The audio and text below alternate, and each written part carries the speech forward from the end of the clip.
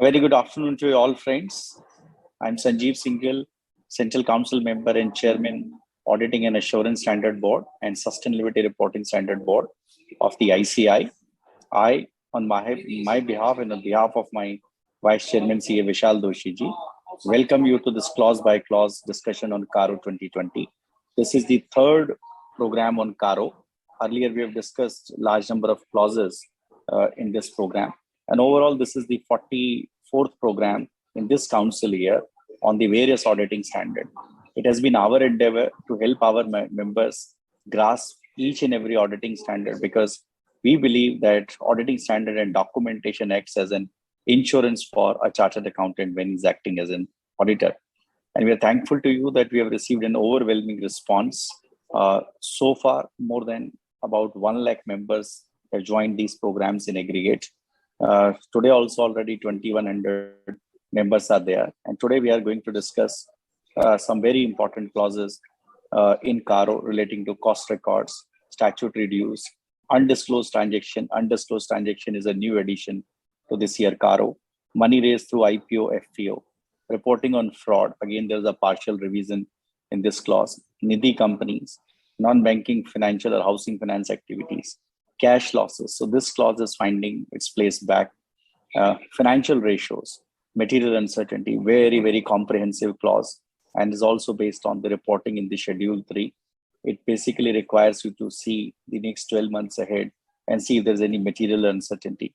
Similarly, any qualification or adverse remarks which are given.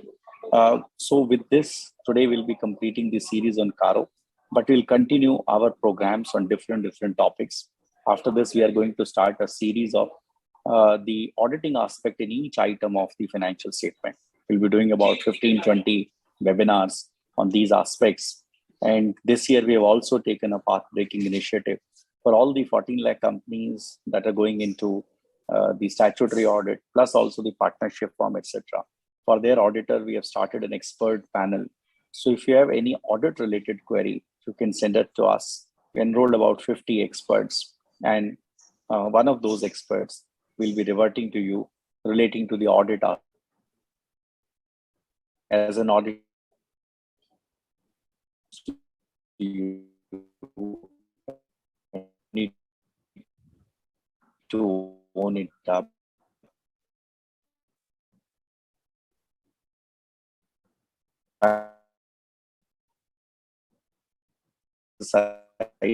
Your judgment while using the advice of our expert. The audit guidance note and will be going to the council, which the auditing standard board is undertaking. And I thank you all for all your support. And today we have a very, very esteemed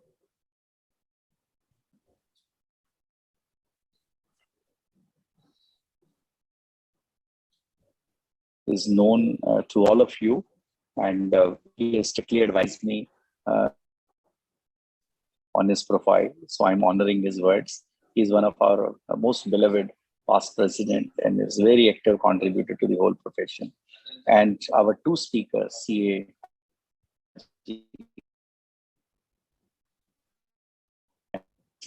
Pranav, again, both of them don't need an introduction. As of Company Secretaries of India, and his contribution to the society is also well known to all of us. CA Pranav again is a very esteemed speaker and a special invitee of the Auditing and Assurance Standard Board. So I'm sure that the participants would have a very enriching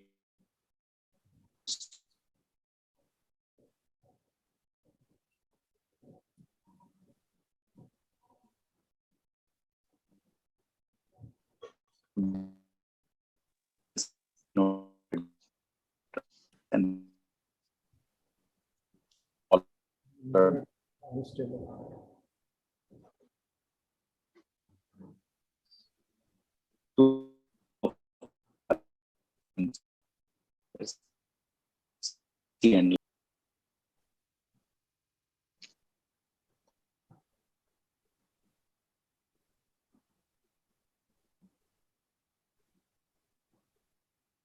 I think he has got disconnected.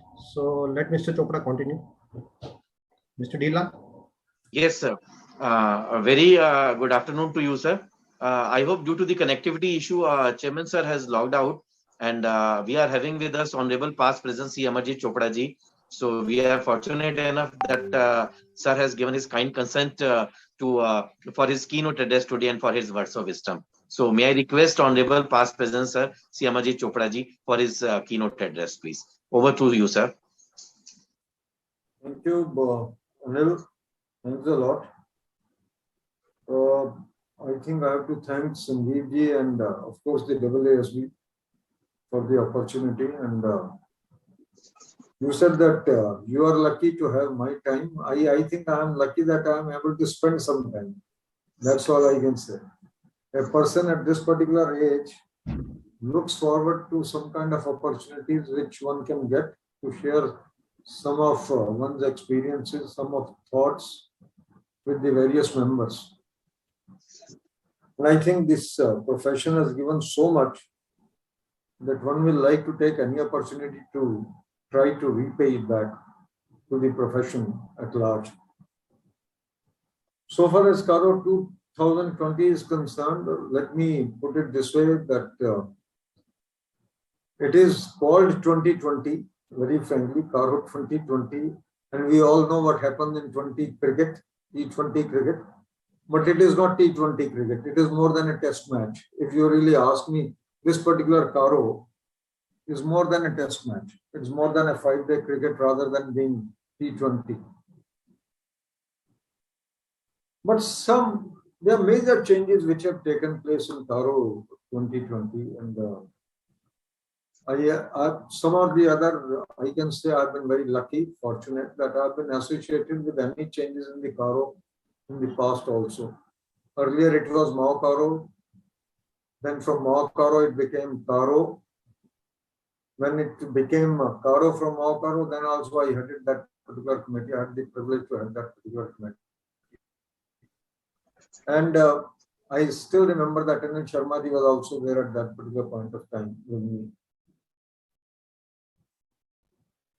And the government used to say that my Mao CARO is being treated as mild and otherwise cooperative auditor's report order. Now, the government said you can't keep on doing the just copy and paste from the last year report under certain circumstances. And believe me, some of the reports that one used to see, that whenever the company will be born, it will start. So far as the first question was concerned with regard to the fixed asset, and everyone will say that the fixed asset register is under updation. No, even the company was going into liquidation, the fixed asset register was still under updation. That was the kind of situation to be in. So the government wanted to revise it, and it happened when actually Enron happened. Now, that particular change was because of Enron, let me put it that way. And now whatever changes have taken place, these are keeping more in view Satyam, these are keeping more, and today the changes which have taken place is more on account of ILFS. Let me put it that way also. And the government has been really very, very keen that they should be asking certain questions to the auditors, and the auditor should not reply only yes or no. The auditor should be giving the details thereof. I think that's very important. And believe me, one of the audis, the regional directors who are also a part of this particular group, which revised this CARO, brought this CARO 2020 into existence. They came up with something like more than 80 changes. It was with a lot of difficulty that we had to curtail it. And we said, no, we will go only to the significant part. We will not look at the smaller parts thereof. But yet, I am very sure that this is still quite long. It is quite a lengthy affair to prepare this particular CARO 2020. But one thing that happened, which is very, very good for the profession and very good from the corporate governance point of view, when CARO 2020 was happening, I raised a particular issue, and I think all the committee members agreed to that. It was a unanimous decision ultimately, that why only auditors should be held responsible for all these things. Why the management should not make positive affirmations basically first, and then the auditors will be required to answer the questions. I think whatever you find in Schedule 3 today, the new requirements that you find in Schedule 3 today, it's a consequence of that only. Today, when the CARO asks you a question with regard to the title deeds, the same questions are being asked from the management. When the CARO 2020 asks you a question with regard to the Benami transaction, first that question is to be answered by the management.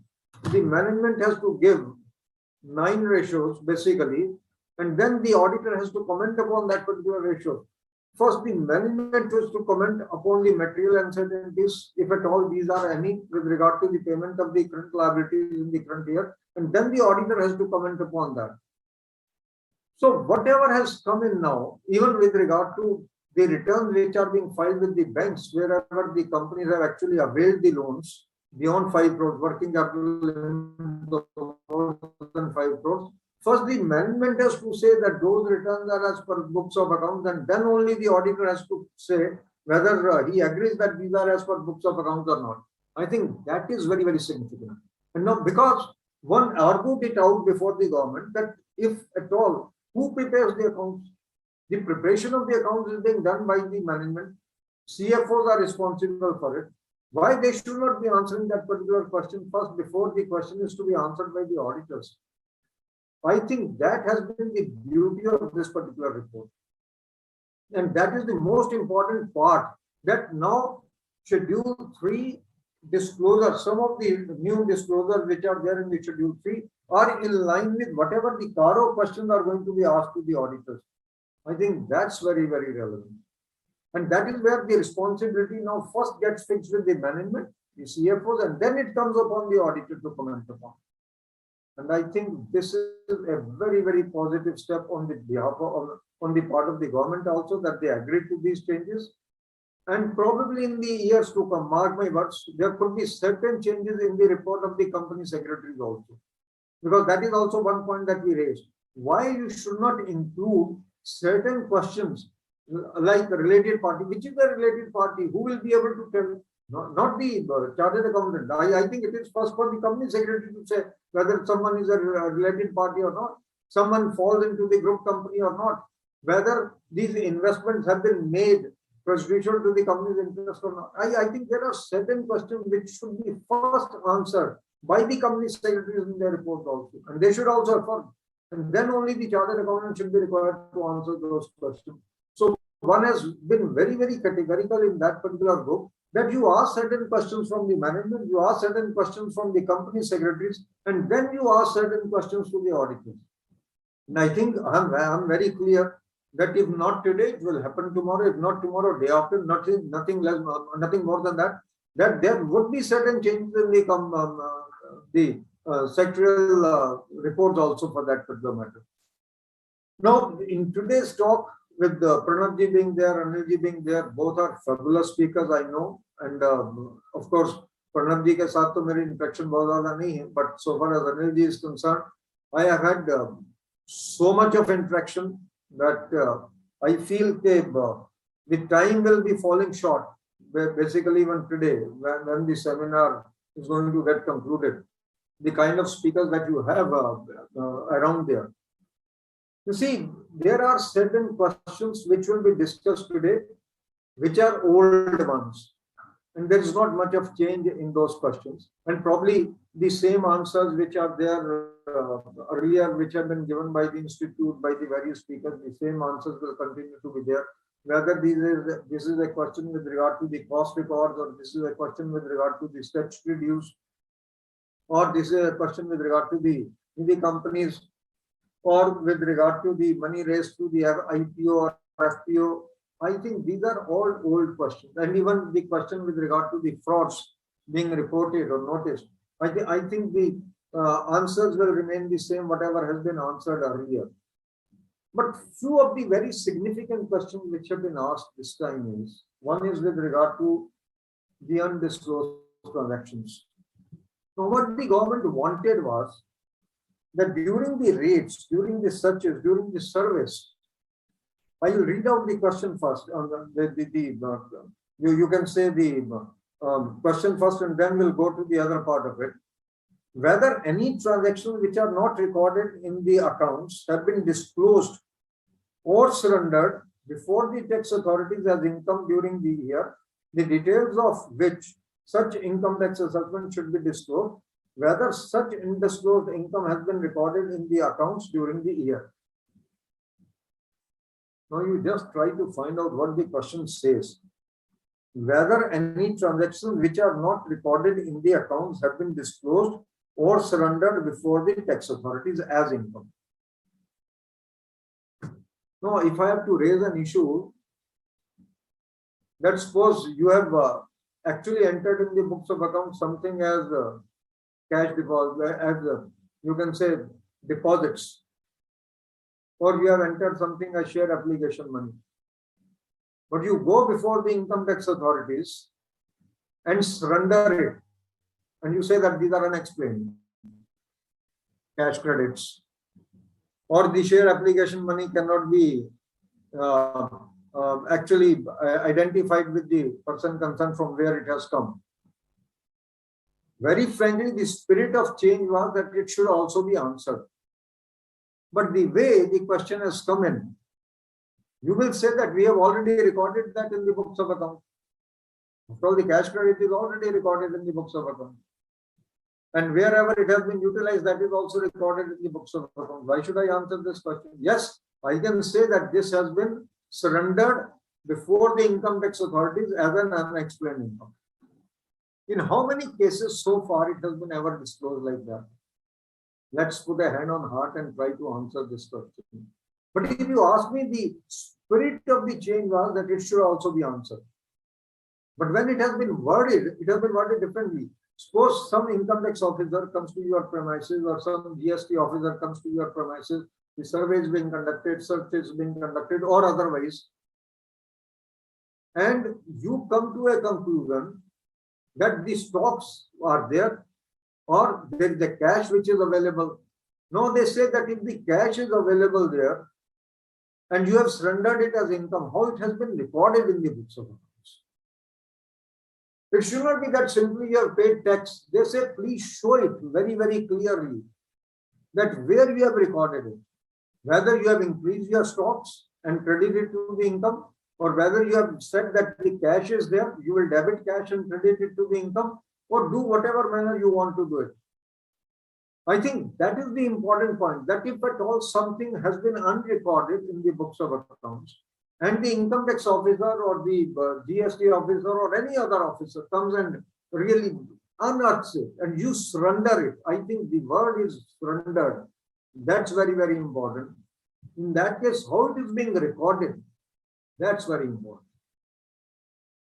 So, to my mind, it is a big challenge to the profession. Firstly, the party should be able to disclose you. You should have a management representation whether anything you have surrendered or you have not surrendered. You should have a management representation, and then you should test it. Suppose the management says that nothing has been surrendered, and you find through the list of the various cases that there are certain income tax cases going on with regard to certain income or with regard to certain surrender. The bills of the advocates are there, the bills of the chartered accountants are there who are contesting your cases there.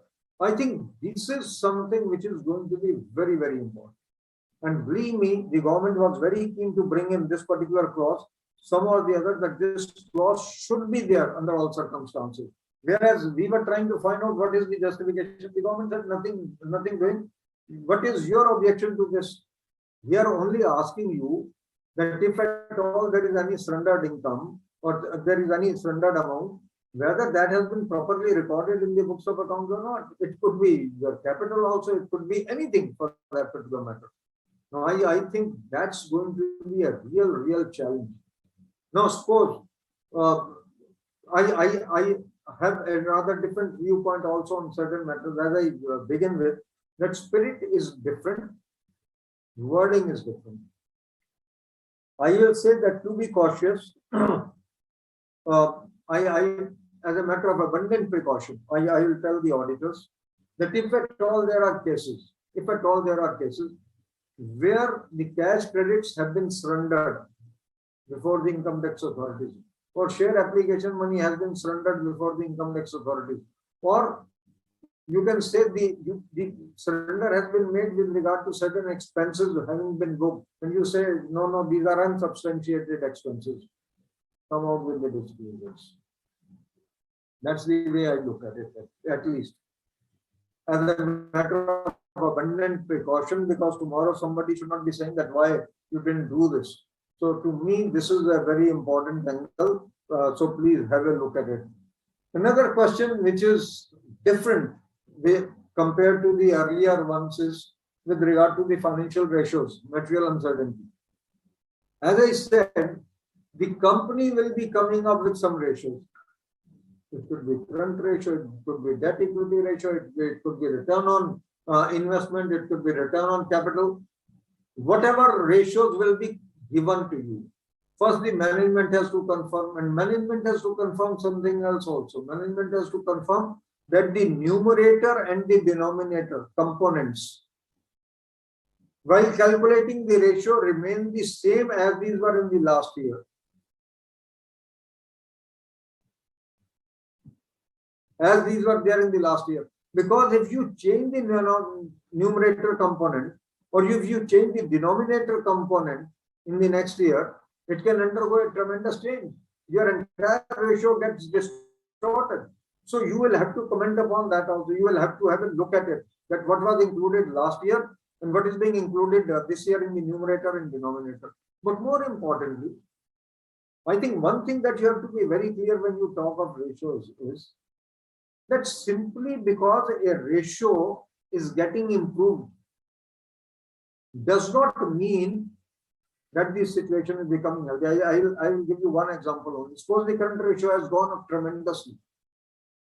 Current ratio can go up tremendously even for the purposes of stock piling up, debtors piling up, debtors not being received. Then what happens?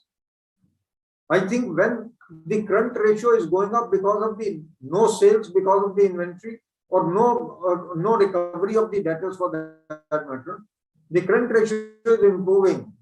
It does not mean that the current ratio is healthy or the company is healthy. You should get into the reasons thereof. I think that's very, very important. And when we talk of this material uncertainty, financial ratios and material uncertainty, what does this question ask you? The question says, suppose whatever based upon the financial ratios, do you find that there is any uncertainty that in the next 12 months period, there could be cases of certain current liabilities which may not be, the company may not be able to repay? One question which is being raised is, are the chartered accountants astrologers? That they can actually predict as to what is going to happen in the next 1 year? We have been reading all kind of literature otherwise, in the accounting standards, in the auditing standards, in the, now of course you have the internal audit standards also, you have the forensic accounting standards also. But the question which is being asked, are you going to read the astrology also in the times to come? But then, in the same breath, I would like to say, we have been saying something else. We have been talking about the going concern. And going concern is a far more difficult concept than this one, if you ask me. Going concern concept is when you get into the SF 570, as an auditor, I have to really make out whether a company will continue to have its operation in the future or not. Whether the management has any intention of curtailing its activities substantially or in toto in the years to come. Now, under COVID, there could be certain situations where the companies have become or the entities have become non-going only because of the fact that there is no demand. The company may have money. Let me be very clear about it. The company may have money, but the company doesn't have, the product does not have the demand. There is every possibility that you are manufacturing certain things which have become obsolete. You may have the money, but you cannot sell that particular product. And what do? Can you say that you are a going concern? Going concern does not have implication with regard to the solvency. Let's be very clear about it. It can have, but it is not the only point to be considered. Going concern has a very, very different implication. Going concern has an implication whether the product sale can continue, whether the company can continue to have its operations. Yes, if there is no money, operations will definitely not continue. But then if you can prove that the promoters have the ability to infuse the money, the bankers have actually agreed to infuse the money, you are still a going concern. But if at all your current liabilities are so much that you may not be able to pay your current liabilities in the next 1 year for certain reasons, then what happens? Even if whatever you are talking of, suppose your current ratio has gone up because of the piling up of the debtors, you will have to take into consideration if the debtors are not going to be realized, how you are going to pay your current liabilities in those cases. I think these are all questions which we'll have to answer and we'll have to document. In this question, I can tell you the significance of documentation is going to be great. Your entire analysis of the financial statement has to be there with regard to this particular question. Because tomorrow it can be a situation that suppose because of certain court case, because of certain change in the government policy, something happens that your statement does not remain valid. And you may have to prove that as on the date of the issuance of the report, my statement was valid.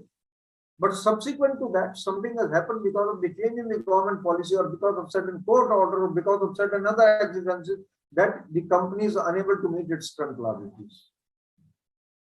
See, suppose you are running a restaurant, you are running the banquets in Delhi, and particularly on that near Shivmurti, basically.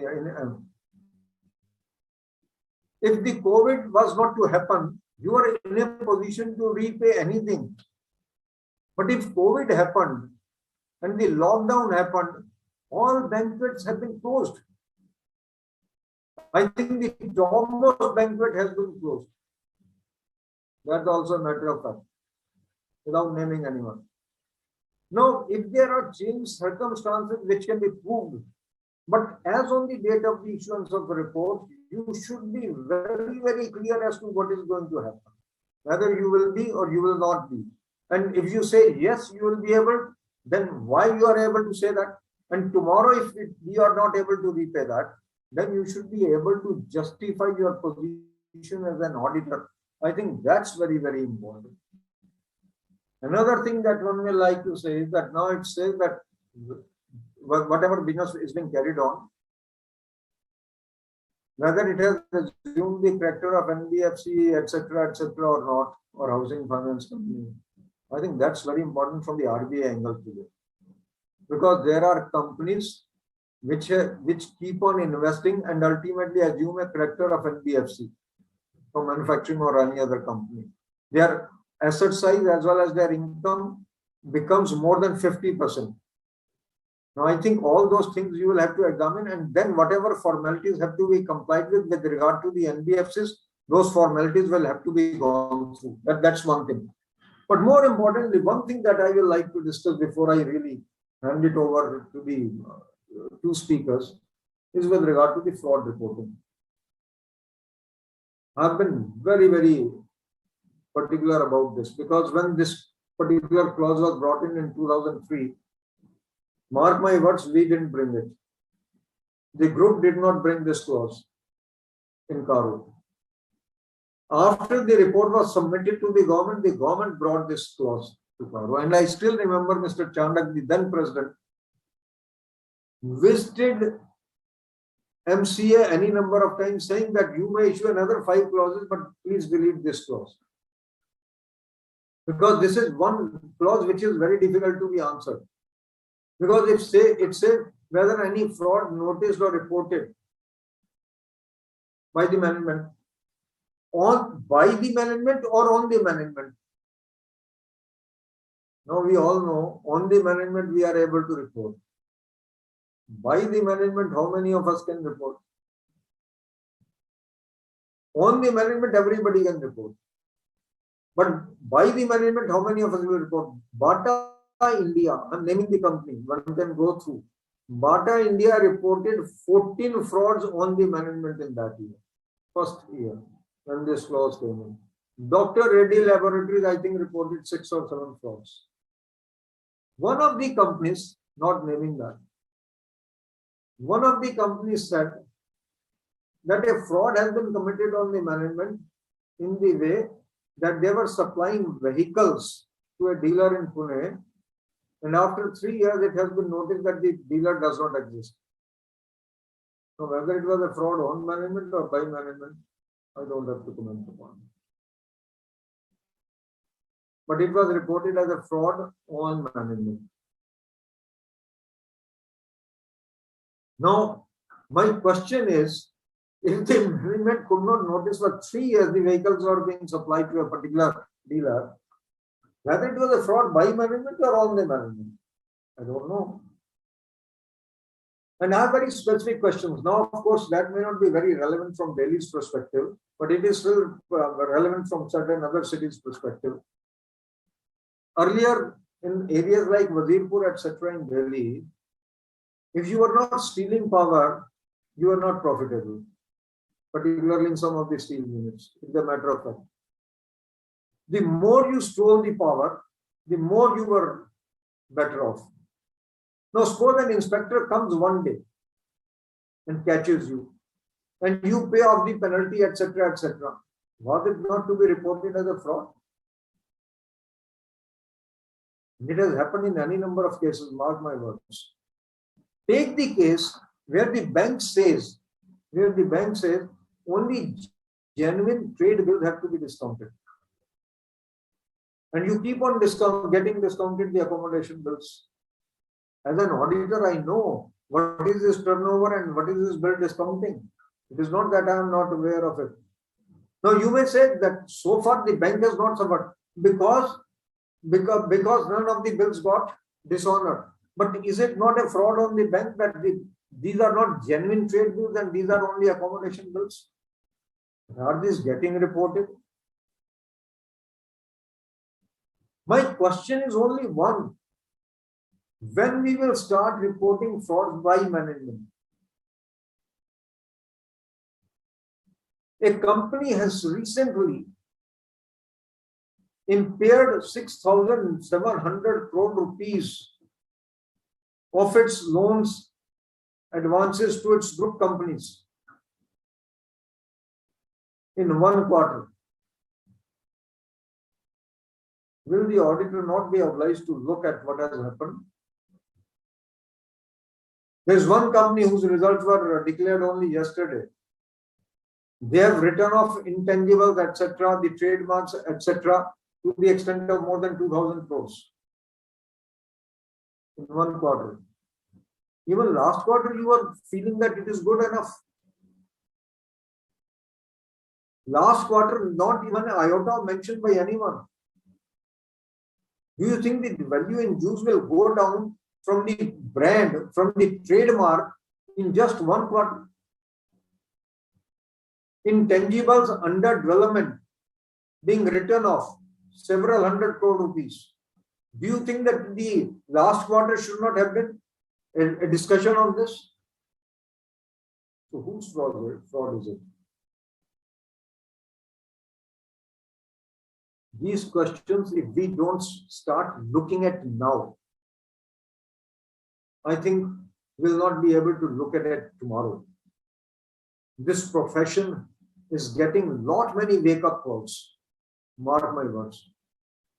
And we have to really respond to those wake-up calls. And if we don't respond to those wake-up calls, we are going to be in serious problems. We have been brushing certain things under the carpet, saying that these are investments in the subsidiaries, joint ventures, associates, and these have to be valued at cost only, knowing that nothing is going to come back to us. We know it fully well. Simply mentioning that the management feels that there is no problem. I think there are many, many problems.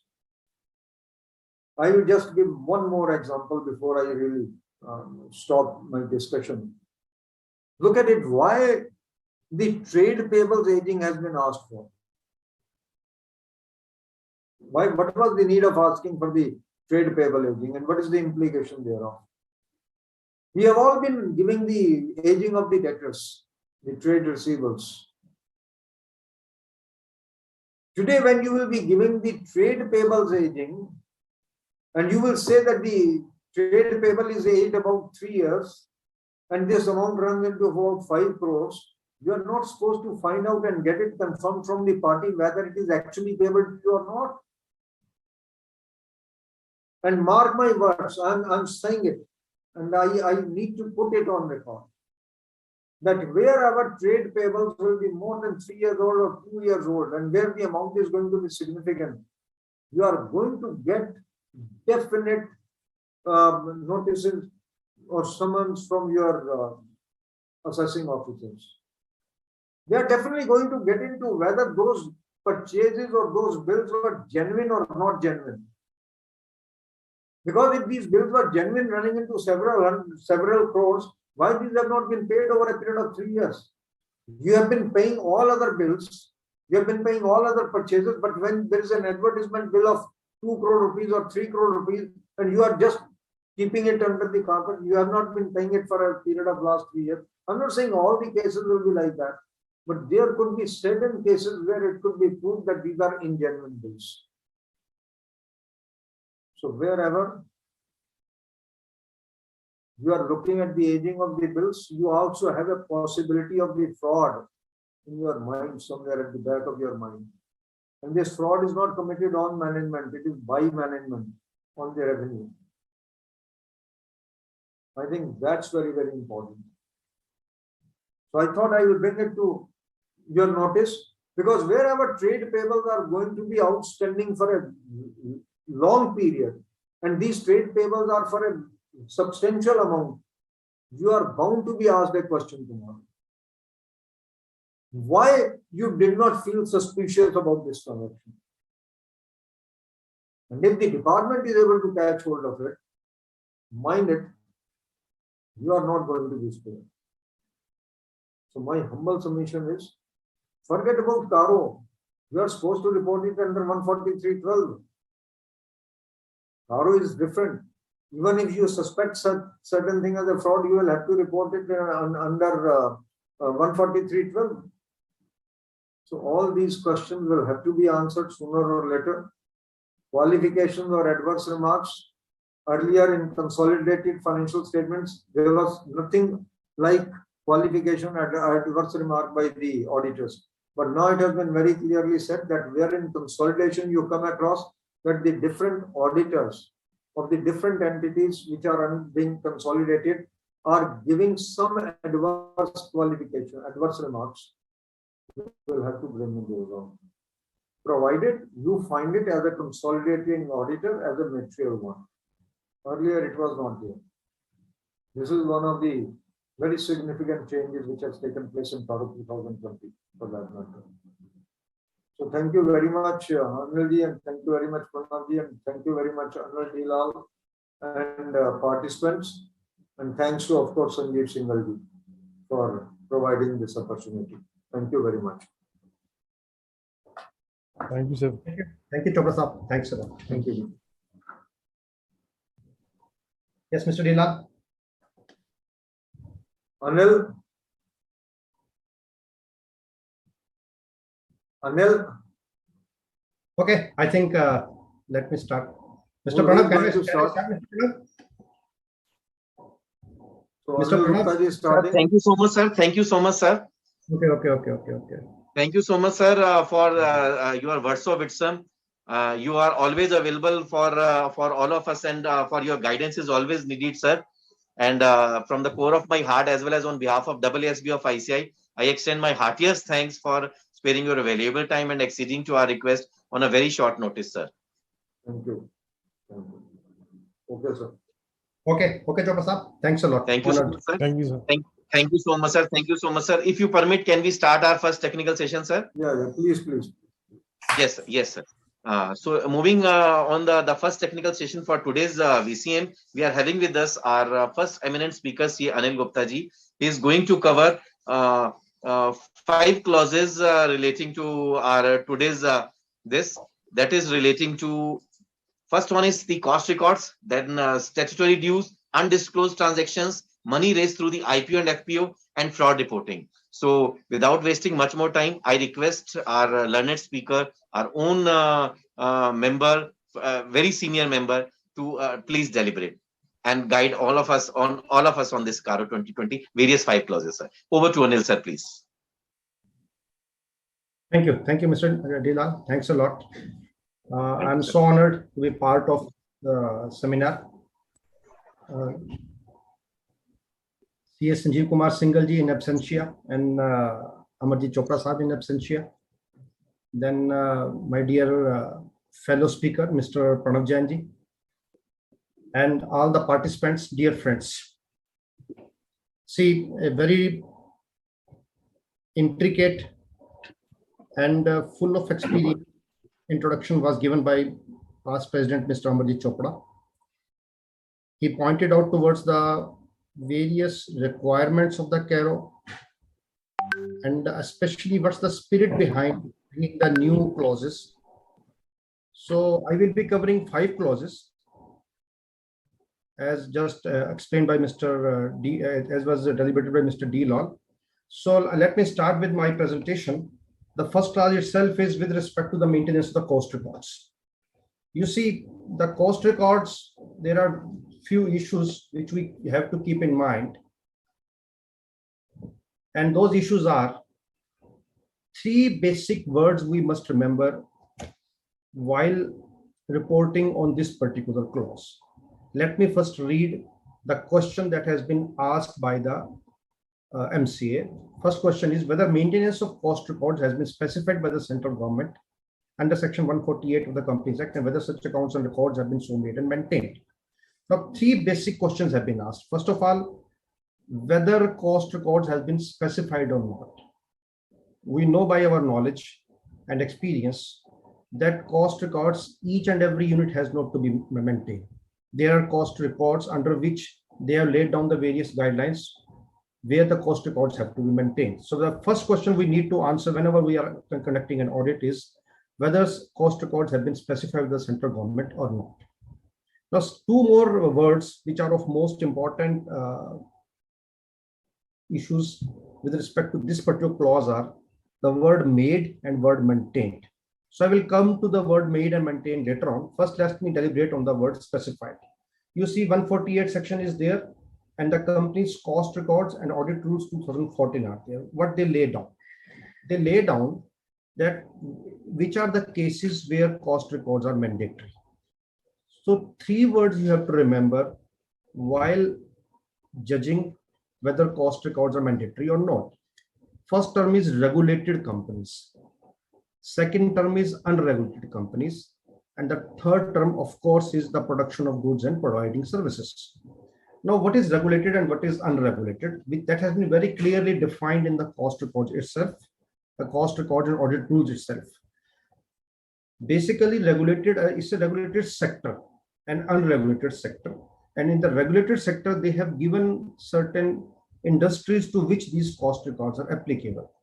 As you see in this particular slide, the last line of it, this slide explains which are the regulated sectors: telecommunication services, electricity generating units, petroleum, drugs, pharmaceutical, fertilizers, sugar, and industrial alcohol.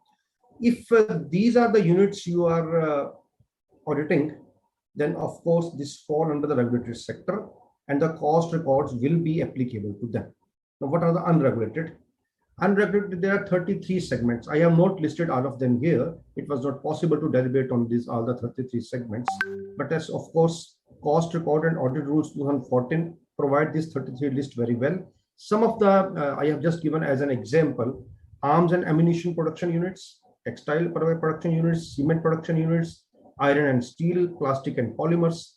These are the few examples which I have taken from the cost and records and the audit rules. So meaning thereby, if the unit you are auditing or the entity you are auditing they're in the production, number one, and the product being produced by them falls within the regulated sector or the unregulated sector, then of course the cost record and audit rules will be applicable to you, and the cost records will have to be maintained by you. With respect to the services, they have also listed down which are the type of services to which these records are applicable. So telecommunication services, port services, aeronautical services, health services, education services. So these are type of services which have been listed there. So meaning thereby that cost records are not applicable to each and every manufacturing unit. Cost records are not applicable to each and every services unit. It's applicable to only the regulated and the unregulated companies which have been listed in this particular rules. Now, next point with respect to applicability. It's not merely that you have to watch with respect to whether it falls in the regulated or unregulated sector. Another major point which you have to take care of is the overall turnover. How much is the turnover of the business entity? If it's exceeding 35 crore rupees, then of course the cost records will have to be maintained. So if I take you back to the first slide, I pointed out three terms. Number one, whether specifically the unit is covered by the cost records maintenance or not. So I have given if it's a regulated, unregulated, and the turnover exceeds 30 crore rupees from these two, then of course the cost records will be applicable. That's the first part of it. Second part was the made and maintained. So with respect to what is made, so that has also been very well explained in the records, in the rules itself. The cost record, you just read the last line. The cost record will be maintained in form CRAAA. That particular form is there in the rules itself. So the cost records have to be made in this. Now let's come to the maintained part of it. Let me take you back. You see in the very first slide, the two words have been very well explained. The word made applies in respect of cost accounts or cost statements. As I just said, CRAAA, right? And the word maintained means the continuous populating the cost records relating to materials, labors, overheads, etc. So we have to take care of if our unit falls within the specified category. So let's divide this particular clause into two parts for the purpose of checklist and for the purpose of recording. If the unit falls within the specified segments, then of course this particular checklist will apply to you. You have to watch, you have to check that whether CRAAA have been properly maintained or not. And you have not merely that, you have to take a written representation from the management also. I'm pausing for a moment that this MRL is mandatory for each and every clause. Very frankly, the auditor is basically the evidence that the management gives you, and you have to keep it in your file. But don't merely rely on the written representation itself. It's just a part of the evidence.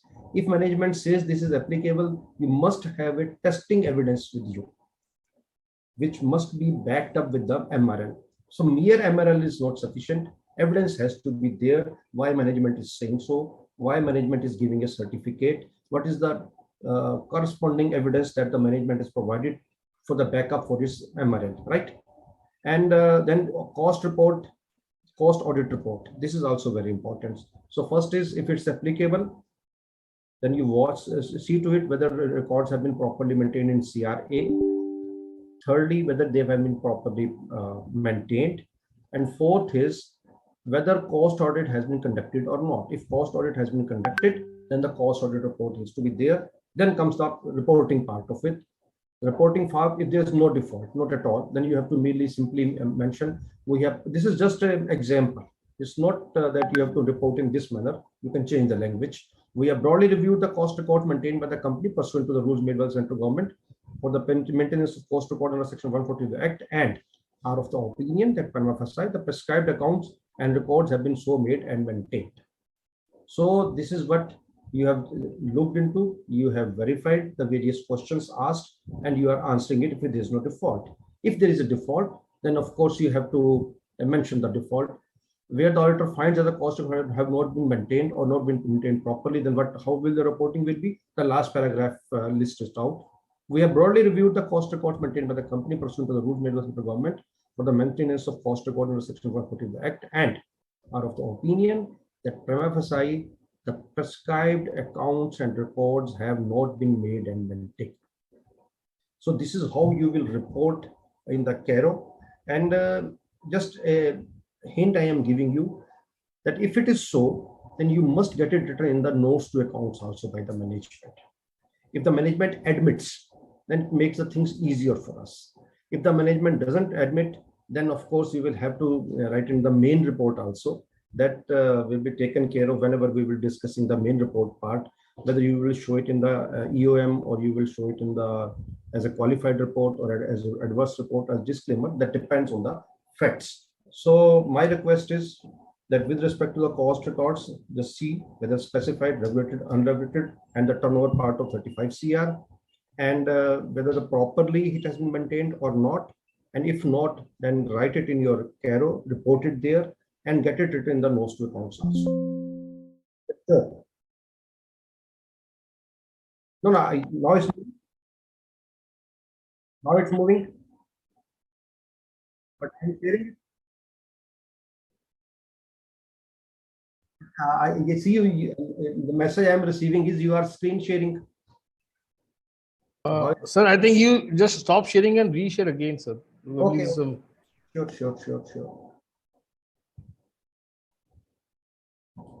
I'm so sorry. Just a minute.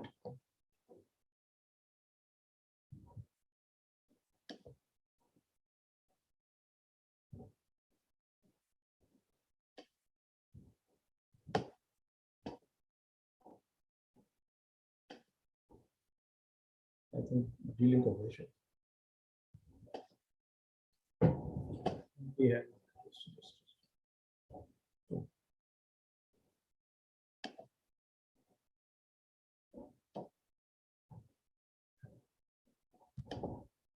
Yes, Mr. Lila, now is it being shared? Yeah, it is visible. Yeah, yes, it's visible. But is it moving or not?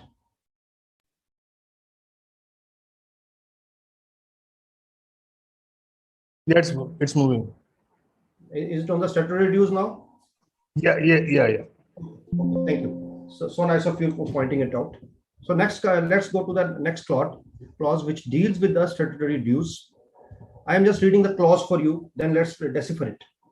Whether the company is regular in depositing the undisputed statutory dues. I'm just reading it first, plain reading. Then we will divide into the parts, including goods and services tax, provident fund, employee state insurance, income tax, sales tax, service tax, duty of custom, duty of excise, value tax, excess, and any other statutory dues to the appropriate authorities. And if not, the extent of the arrears of the outstanding statutory dues as on the last day of the financial year concerned for a period of more than 6 months from the date they became payable shall be indicated. Now there are 3 or 4 points which have been asked in this particular paragraph, this particular question. First is whether the company is regular in depositing. That's the first point. Second is it has to be undisputed statutory dues. This means first it is applicable to statutory dues. Second, this particular clause A deals with undisputed, not the disputed part of it. Disputed part of it is being dealt with B. So when we will go to B, we will see the disputed part there. Here we are handling the undisputed part. Thirdly, whether the company is regular in depositing those statutory dues or not, right? And which are the statutory dues? They have been very well explained. These are just the inclusive part of it, but the GST, PF, income tax, sales tax, and you see the and has been used to make it a broader that and any other statutory dues which have not been listed here. Now what you have to do is to these particular deposits, which particular deposit has to be seen in it? The deposit number 1, which is outstanding as on 31st March. Let's say we are conducting the audit of 22. So which is outstanding on 31st March 22. That is the first condition for this. Very frankly, the first condition is undisputed. Second is the as outstanding as on 31st March 22. Third is it's not merely that if it's appearing on 31st March 22, you have to report. No, not like that. They have very well put a rider in it that the concerned amount should be for a period of more than outstanding for more than 6 months. This means an amount which became outstanding on 30th of September. That will become outstanding for 6 months as on 31st March 22. So any amount which becomes payable on 30th of September or before and is not paid by 31st March 22, that has to be reported in this particular clause. Now, next point is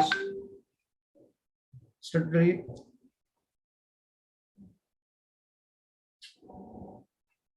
I think again it's not working.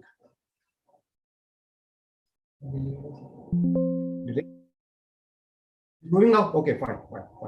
Yes, sir, it's working, sir. Working, sir. Thank you. So what is statutory due? So we have to go to the definition of statutory due. Any sum which is to be regularly paid to an appropriate authority under a statute, whether central, state, local, or foreign. You see the four territories have been used. One is the central government, other is the state government, even the local bodies, or even the foreign countries applicable to the company should be considered as statutory due, right? Undisputed, very frankly speaking, I have very well explained you. Let's read this particular definition. Undisputed statutory dues, including all these, have generally been regularly deposited by the company with the appropriate authorities, though there has been a slight delay in a few cases. So this means if there are slight cases, slight delay in few of the cases. I will just give you an example of it. You see, there is a company. It's a very interesting example. There is a company, there is no outstanding as on 31st March 22. So if we go by the clause, it says if the amount is outstanding on the last day and is for more than 6 months. Now, if there's no amount outstanding on 31st March 22, then the very well pertinent question will be whether this clause will be applicable or not. So the answer is prima facie, it's not applicable. But you have to see the conduct of the payment of the company during the whole 12 months. If out of 12 months, in the 7 months, company deposited, but company always deposited late. Let's say April tax was deposited in the month. Let's take a very simple example, TDS. So TDS of April was deposited in June. TDS of May was deposited in July. TDS of, let's say, June was deposited in August. So every time if there is delay, then they are habitual defaulter. If this company is so that it's a habitual defaulter, then to be on a safer side, it becomes your duty to report it. You will not merely go by the words of the clause. You have to, as Mr. Chopra was just saying, that you have to go by the spirit of the clause. And the spirit of the clause says whether the company as such is habitually regular or habitually irregular. If a company is irregular, then should be reported. That company is irregular in depositing, though there is no outstanding amount due as on 31st March 22, which is for more than 6 months. But in the whole of the year, the conduct of the company was irregular and company was depositing the taxes with the delay in the period of deposit. So that will make the readers, make the stakeholders, the information will be very clear to them. Now let's go to this other part of it, model reporting. I have just given an example of how to report in case of undisputed statutory dues. Undisputed statutory dues, including PF and PSI, income tax, sales tax, service tax, duty of custom, duty of excise, VAT, cess, have been regularly deposited by the company with the appropriate authorities in all cases during the year except goods and service tax. So here is a case, an example where all the taxes have been properly deposited, but except for the goods and services. Now, how to report it? So what will you say? In respect of goods and service tax during the year, the company is irregular in depositing the sum, and the arrears of the outstanding for a period of more than 6 months as of 31st March was rupees so much. So this particular clause requires two types of reporting by you. One is the factual reporting. How much is the total amount due of more than 6 months? And secondly, whether the company was irregular or company was regular. So this you have to take care of while reporting. This particular chart you have to provide with the factual information. You have to, when you will be giving the factual information while reporting on this clause, name of the statute, nature of the dues, how much is the amount outstanding, period to which the amount relates, due date, what was the due date, remarks if any. See, due date, if there are a number of entries, then it will not be possible to give the due date. Then you can cover it within the period to which the amount relates. That period means if there is more than 6 months, then you have to just mention here. Let's say on 31st March 22, the outstanding amount was 6 lakh rupees. Out of 6 lakh rupees, 2 lakh rupees was within outstanding less than 6 months. You will not report it here. So the balance 4 lakh rupees, which is outstanding for more than 6 months, that you will report in the column amount, and period to which the amount relates. The period you have to mention that it was for the month of June, July, August of the year, or it was outstanding since the opening. That particular period you have to mention here. Due date, if possible, if it's not very exhaustive list, it's containing the very few transactions, then 3-4, if there are 3-4 entries, you can provide the same with the due date also. Okay, let's move ahead. This is the second part of it. I said first was dealing with the undisputed. This deals with the disputed dues.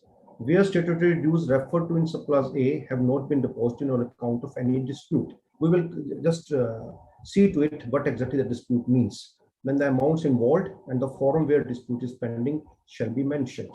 So there are again 3-4 issues which we have to report while reporting on this particular part of this clause. First is whether dispute is there or not. Secondly, if the dispute is there and how much is the amount involved. And third is the forum where the dispute is pending before some commissioner, before some high court, before some Supreme Court, or whichever the authorities the dispute is pending. Now, what exactly is the dispute?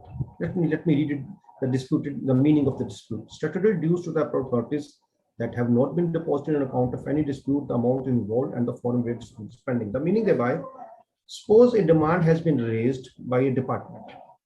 Let's say income tax department, let's say TDS, to a very specific example. So if the department has raised demand for TDS, we have deposited on our side, the client has deposited, the authority has deposited the total TDS as per their opinion, which was payable. But a demand has been raised by the income tax department. Now, once the demand has been raised, now the question arises whether the client agrees to that demand or not. If the client agrees to that demand, then it becomes undisputed demand.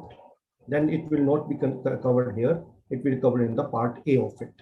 If the client says no, we want to protest, this demand is absolutely wrong, then it becomes disputed demand. Now, how to handle this disputed demand? For that, first of all, the client must write a protest letter that we don't agree to it. Merely writing of letter will not be sufficient.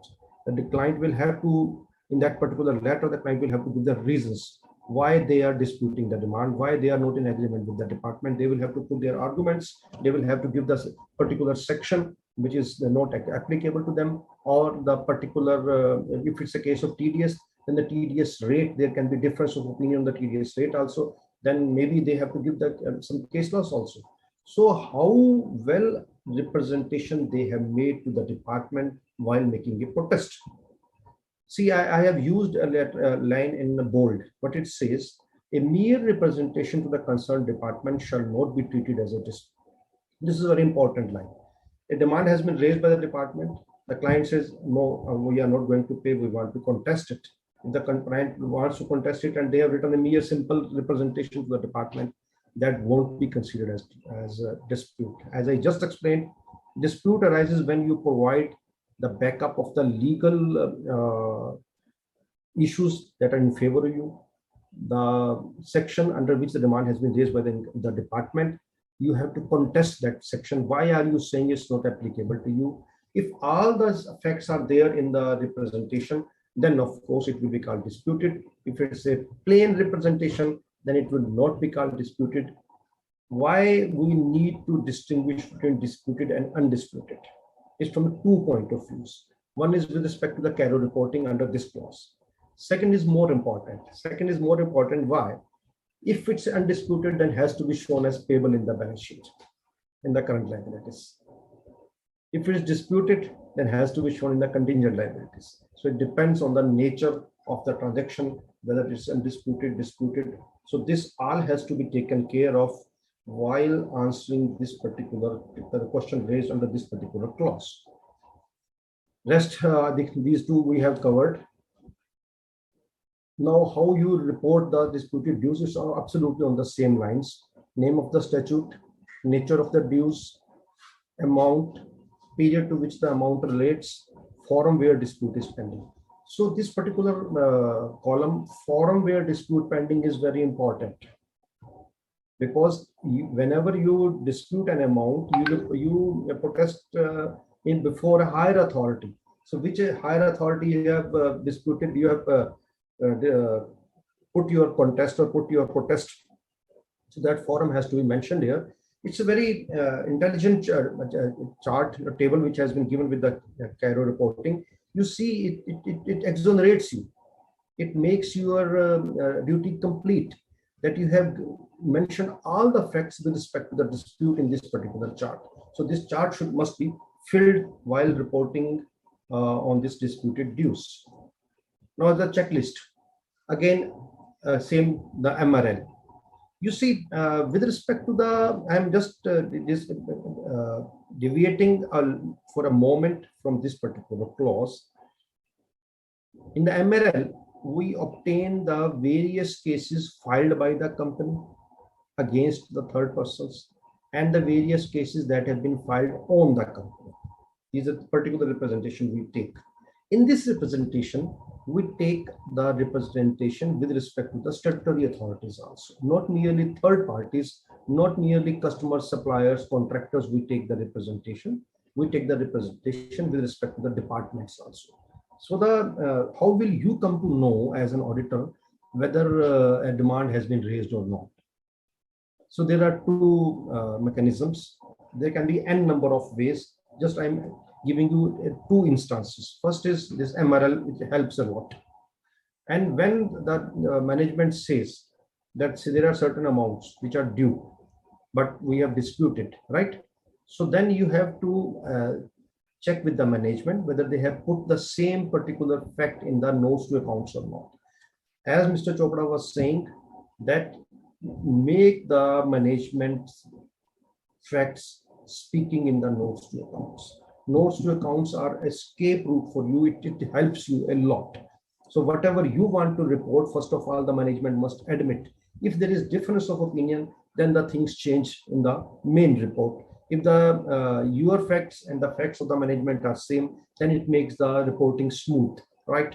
So you come to know about the dispute or undisputed from the MRL, number one. Number two, as Mr. Chopra was explaining, that's a perfect example. The payment made to the professionals.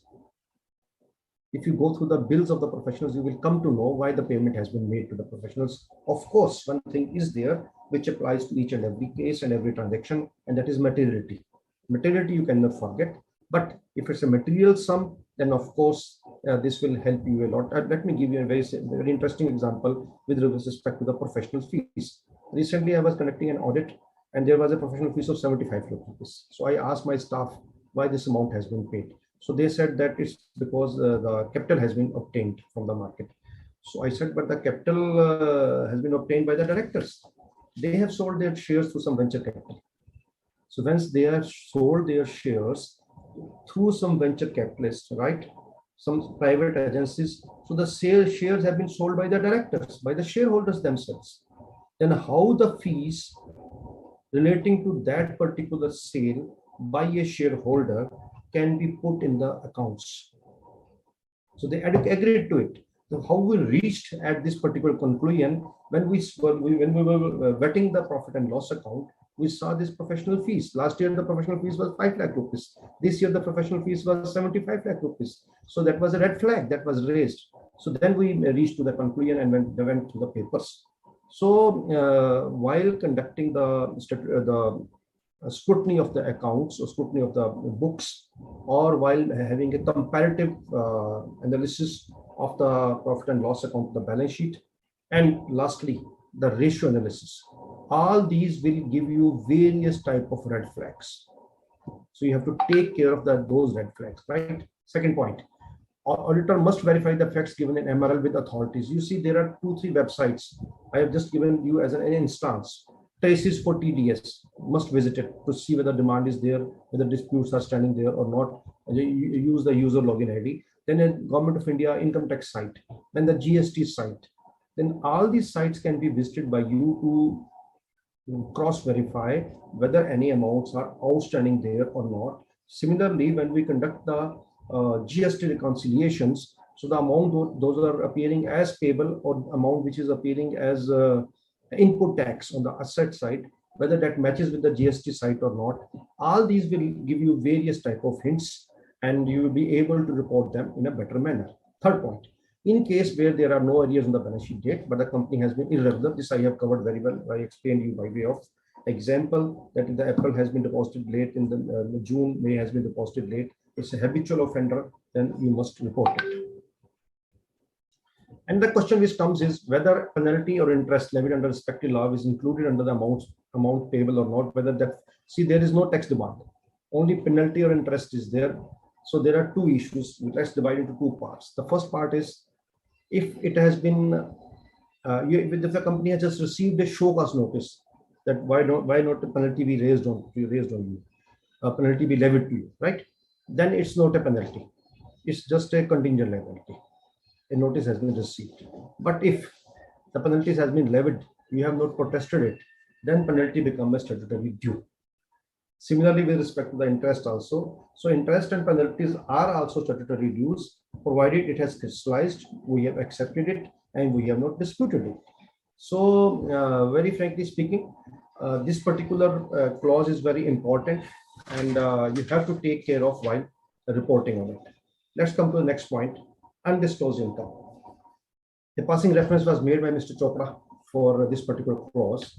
Where any transactions, I'm just reading the question that has been asked in the CARO, whether any transactions not recorded in the books of accounts have been surrendered or disclosed as income during the year in the tax assessments under the Income Tax Act. If so, whether the previously unrecorded income has been properly recorded in the books of accounts during the year.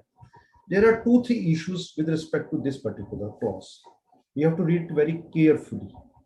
And you have to distinguish between the assessments and between the surveys or searches, right? Or raids. So this distinction is must. Why I'm saying so, you see the thrust has been given on 4 words. I have given them in bold. First of all, surrendered or disclosed. That's the first part of it. What is surrendered or disclosed? We will come to it. Second part is more important, during the year itself. Not it was done in the previous year, not it was done subsequent to the closure of the year. It was done during the year itself. And the third bold, tax assessment, which is very important. That tax assessment under the Income Tax Act. What is tax assessment? Tax assessment means suppose a raid has taken place and Panchnama has been filed, right? You have accepted it during the raid itself that this much amount is due, this much amount we have undisclosed. And later on, you file a appeal against it. The question arises whether it has to be reported here or not. So the answer is there in the clause itself. They say any income surrendered or disclosed as income during the year in the tax assessment. So conducting of a raid is not a tax assessment. It's just raising of a demand, which you might have agreed to when the raid was being conducted. When the raid was, the survey or the search was being carried on in your premises, right? So that is not assessment, because there is a process in the Income Tax Act for carrying the assessments with respect to the searches and surveys. So mere search and survey is not surrender. Just mind my this particular stress I am putting on is mere surrendering the income during the surveys is not to be reported here. Once the assessment is completed, you don't dispute that assessment, you accept the assessment, then of course it has to be reported here. What you have to do in the reporting, you have to see whether the assessment that has been completed and whether the particular income that has disclosed or that has surrendered, whether that has been recorded in the books of accounts during the year or not, right?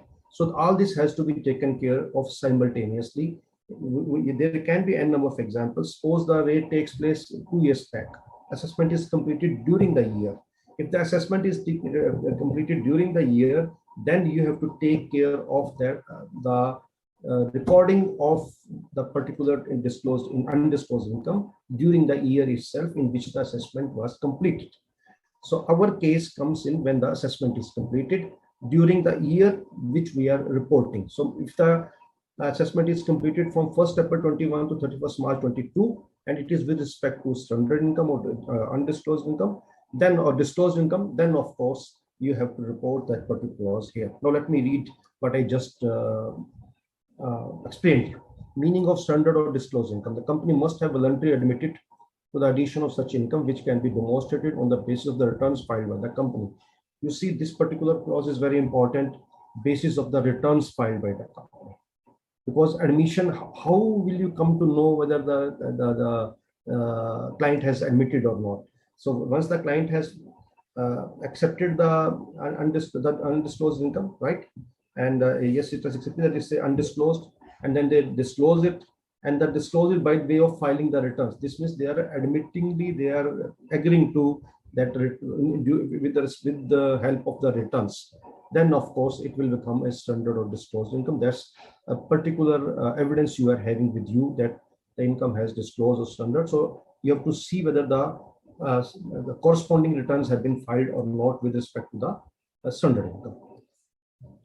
The auditor scope, this will explain. The auditor scope is limited to examination of those transactions which were hitherto unrecorded in the books of accounts and which were standard or disclosed income in tax assessments. So assessment word is very important. This will not include any income which disclosed during the search and survey of the income tax authorities. This will not change whether the company filed any dispute or not. It will not be treated as undisclosed income because the assessment is still pending. Checklist. So it's a very simple checklist. The MRL has to be obtained from the management. The details of any proceedings or assessments made during the financial year under audit, you have to obtain it. Income which are not recorded in the books of accounts, you have to obtain it. The reasons for non-disclosure earlier. This is very important point, the third part. You see, just Chopra Sahab was referring to the fraud. Now suppose the client admits that expenses were inflated. See the expenses, let's say they have shown travel expenses of 50 lakh rupees and they admit that 40 lakh rupees they have inflated and they are not having any backup bills against those 40 lakh expenses. Now that is fraud or not, that's I'm leaving on your judgment. In my opinion, I agree with what Chopra Sahab said. So reasons for non-disclosure also you have to give statement as to completeness of the information provided by the management, how they have completed this process and what are the documentary evidences they are having, impact of such unrecorded transaction on the financial statements, but it should not amount to misstatement. So you have to take care of the reporting required for misstatements, and you have also take care whether you are qualifying or you are it's a reverse report or disclaimer. All those particular requirements of the main report have also to be considered if company has made some standard and the assessment has completed.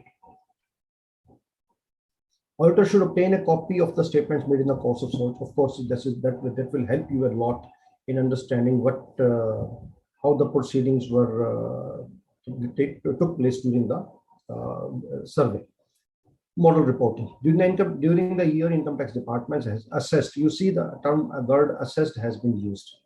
During the year, income tax department has assessed income of financial year 16-17, and during the assessment, the company has voluntarily disclosed ₹9 lakhs to the department.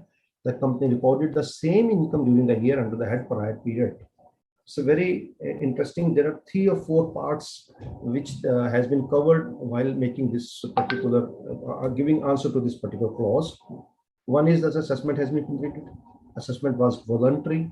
How much was the amount? The fact has been given. How you have shown it in your books or in your financial statements. The same has also been very clearly explained here.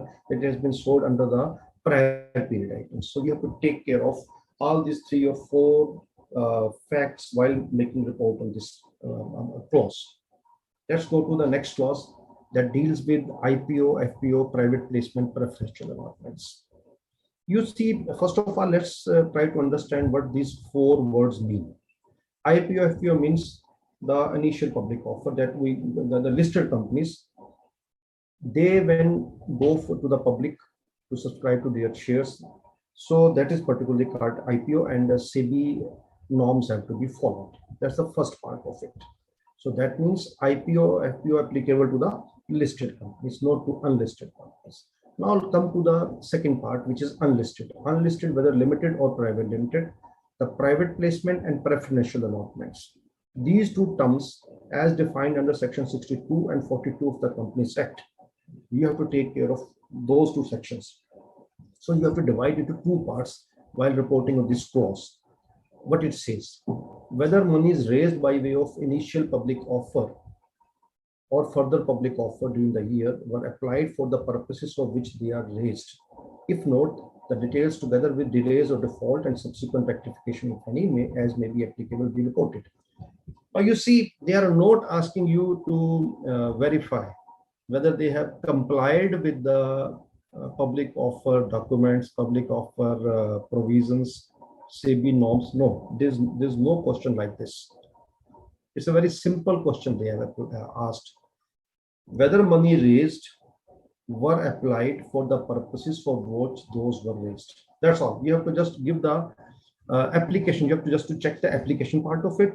And how will you come to know the purpose for which they were raised? So you are having various documents with the prospectus is there, then the project report is there, then the management's board of directors resolution is there. So all these documents you can go through to check whether the funds raised have been applied for the purpose for which these were raised. Now, what is the next question? Next question says, which is in corollary to the first part of it. The second limb says, if not, if the funds have not been applied for the purpose for which those funds were raised, then the details together with delays or default and subsequent rectification, if any, as may be applicable, be reported, right? Checklist. So obtain the prospectus, I have explained you, representation of the management, which we are very much clear. Obtain the board report, and the board report also very clearly explains it. Schedule 3-X also requires that only unutilized amount of any initial public offer for the public offer made by the company should be disclosed. So as Chopra Sahab was referring, that you have to be very much clear. Clearly, you have to, the management has to show it in the notes to accounts by way of Schedule 3. And you must obtain the SEBI LODR disclosures made by the company. And those documents will also give you a hint for the reasons for which the funds have been obtained and whether they have been applied. That you will come to know by the scrutiny of the financial books. So another issue is there that within the SEBI LODR regulations, many a times the monitoring agencies are appointed for this very particular purpose. So the report of monitoring agencies will also help you in verifying whether the funds have been used in the manner or for the purpose for which they were raised. So now model reporting is very simple. You have to just to mention whether the fund, and this is particular chart is there, table is there. I'm running short of time, so let me go to the private placement and preferential allotment. You see, private placement and preferential allotment, as I just told you, that it is applicable to under the Companies Act for compliance of Section 42 and Section 62. If those particular two sections, whether compliance has been done or not, and here also you have to mention the purposes for which the funds were raised. So that is there in the application itself. These three documents you have to be very carefully. You have to check these three documents. ES4, private placement offer cum application letter. ES5, report of a private placement offer to be kept by the company. ES3, return of private placement.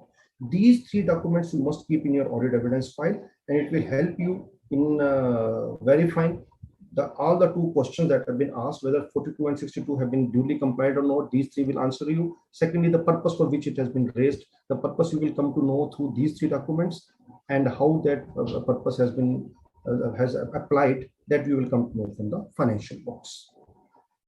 The last part, the fraud reporting. This is very dicey, very frankly speaking. A very interesting change has been made. Previously, it was applicable to the fraud by the employees or the officers. Now it's applicable to the whole of the world. Two terms are important. First is whether any fraud by the company or any fraud on the company had been noticed or reported in the year. If yes, the nature and the amount involved is to be indicated. So various mechanisms you have to apply. First of all, you see the two words you should not forget: has been noticed or reported. So reported means the management has reported it. Management has admitted to it that the fraud has taken place. So management's representation letter will help you. Management's board reports resolution will help you, and disclosures made by the management. Then if the management has reported to the authorities, all this will help you a lot. Secondly, if the bank limits are there, then you have to see the correspondence that has taken place between the financial institutions and the your auditing. So all these documents will help you in understanding whether any fraud has been noticed or reported by the management or not. Now 143.12 will come to picture only when the fraud is found by the auditor during the audit, not earlier to that, because 143.12 is very much clear about it. If the auditor comes to know finds the fraud on its own while conducting the statutory audit, then it has to report to the higher authorities in the ADT form 4. So whether auditor has considered the third part is, you see, the first part is whether any fraud by the company or not, so that you have to report. Second is 143.12 reporting once the auditor finds the fraud. Third is whether the auditor has considered whistleblower complaints, if any, received during the year by the company. Who are whistleblowers? Whistleblowers are the one who raise a complaint to the management, who is part of the employees. Maybe they are part of the customers, maybe they are part of suppliers. They raise the whistle and come to the management that this is what is happening to you in your company, and these are the various evidences. Or they just raise an alarm. This is what is happening to your company, you get it investigated. So whether the auditor has considered the whistleblower complaints, so we have to see what mechanism they have adopted for obtaining the whistleblower complaints, whether they are having any suggestion box, whether there is any email. So that particular internal control, you have to check what internal control or internal mechanism they have established with respect to receiving the complaints of whistleblower, or not merely that, the various protections that the management has given to the whistleblower, to the policies that management has formed with respect to the whistleblower. The use of the words notice or reported indicates that the management of the company should have the knowledge about the frauds on the company or by the company that have occurred. So the last point is very important. The auditor should also have regard to the guidance note on reporting on fraud under section 143.12 of the companies issued by the ICAI. So before, if reporting on this particular clause, the auditor must go through this particular guidance note so that they can have a fair view of what type of frauds generally conducted in the companies and how they can find it and how they can report it. So very frankly speaking, this is simple reporting clauses which are there, and in case of frauds, if some mistake has been found or fraud has been found, then how you report it. We have been informed. Now this is, auditor is saying that they have been informed that the accountant of the company had misappropriated funds amounting to rupees 10 lakh during the preceding year and the year under audit, right? Investigations are in progress, not completed, yes, but still they are reporting it, and the accountant has been dismissed and arrested. The company has withheld its terminal benefits, and it is estimated that the amount misappropriated may not exceed the terminal benefits due to the accountant. You see how well the auditor has covered in this particular clause with respect to the amount of fraud involved and the terminal benefits that have been held. So that shows that the company is within the safeguard, that the amount of loss is very well covered within the terminal benefits that have been withheld and not given to the employee. The company is also adequately covered by fidelity insurance covers. Many companies are following this policy to have the fidelity insurance cover. So again, the same issues are there, written representation from the management and the redressal whistleblower complaints and the policies that the company is having. So I am so thankful to all the participants, to the institutes, AASP, to Mr. Sanjeev Singhal and Chopra for providing me this opportunity to delve through these clauses. So, Mr. Dilal, if there are any questions, I can take here also. Yes, sir. Thank you so much, sir, for such a wonderful deliberation and wonderful experience shared by you on these 5 clauses, sir. So, I have certain questions, very general questions also, sir. So, first question is, sir, what is the obligation for reporting in case of financial transaction with other firms without any interest? No, so you see the financial transactions with respect to other firms, those are not covered under here. They are basically the related party transactions. So related party, if you are talking of related party transactions, then these particular 5 clauses, they do not have any relation with the reporting on the related party transactions. That have to be taken care of separately when we are reporting on AS 18 or the various other mechanisms that we have adopted for reporting on the related parties. Ji, sir. Yes, Mr. Sir, yes, sir. So generally neither cost records nor cost audit completed before the finalization of statutory audit. In such a situation, what should be our reward? I think the clause is very much clear on that. They have just asked you for two words. The one is the made, another is the maintained. So if the made parties means whether the registers are there or not. If not fully maintained, then the auditor should report that they are not fully prepared or they were completed up to this particular level. That's all. Our duty is not to report on the proper maintenance of the records, whether a company, the cost records, cost accounts rules have been followed or not. Our duty is whether records maintained, number one. Number two, completed or not completed. If not completed, we just report not completed. Yes, sir. So in case of the GST survey, if difference in stock was reported but disputed by the SSC, whether it is to be reported or not? Of course, it has to be. You see, the dispute is there. As I explained, that will fall in the disputed category, and you have to report it there. Number two, the management must admit that the survey was conducted and they have disputed the amount, and they must write in those two accounts. And secondly, must put in the contingent liabilities. So there is a technical question. One member is asking, if an entity procuring 100 items from different vendors and assemble the same and prepare one product and sell further to the customer, then is it cover under the definition of manufacture, and that entity need to maintain cost records as per the statutory requirements? You see, first of all, this is a question for a cost accountant, but still I'm answering it. The answer is that if the product that is being produced, the finished product, so if the finished product falls within the regulated or unregulated segment, then of course the cost records will be applicable. Yes, sir. And so last question, whether CARO 2020 will be applicable on all subsidiary and public company, or it will be applicable only on the company incorporated in India? No, to all companies. Whosoever I have to report it. One more, sir, one relating to the statutory liability. Where stand of the company is erroneous on the basis of the prevailing law, should the auditor ask management to amend the information or disclosure? Right, I couldn't understand the question. Please repeat it. Sir, question is regarding the disputed statutory liability, where stand of the company is erroneous and on the basis of the prevailing law. And should the auditor ask management to amend the information or disclosure? Very interesting question. Very interesting question. It's a very interesting question. It happens. The question is, let me just reframe the question. The question is, the management has disputed it, and the reply that they have given, it's an erroneous grounds. So in my opinion, if I would be the auditor of such a company, I will report it in the CARO that this is the management's opinion. We don't agree with management, but management is saying that they have taken advice from some legal consultant. So I will put both the opinions in my report and I will report it.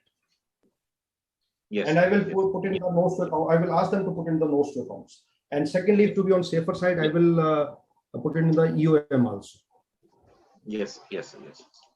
So thank you so much, sir, for sharing your valuable time. And frankly speaking, I have gained a lot through your deliberation, and hope our members have gained a lot, and various queries has been solved. So thank you so much on behalf of WSP of ICI. I extend my warm thanks to you, sir. Thank you so much, sir. Convey my thanks to Mr. Sanjeev Singhal and Mr. Vishal Doshi. Thank you, sir. Thank you, sir. Thank you, sir. So moving towards the next technical session relating to the next of the 5 clauses, that is Nidhi Company, NBFC and housing finance activities, cash losses, financial ratios, and qualification or adverse remarks. We are having with us CA Pranav Jain ji. So without wasting much more time, as we are running short of time, I request Pranav ji to please deliberate on these 5 clauses and share your expertise. Over to Pranav Jain, sir. Thank you, NLG. At the outset, I would like to thank AASP, especially Chairman Dr. Sanjeev Singhal ji and Vice Chairman C. Vishal Doshi ji for providing me this forum to share my knowledge of whatever I have on these 5 clauses. And thank the fellow speaker, C. Anil Gupta ji, for a wonderful deliberation on the 5 clauses. So let me share my screen. Is it visible?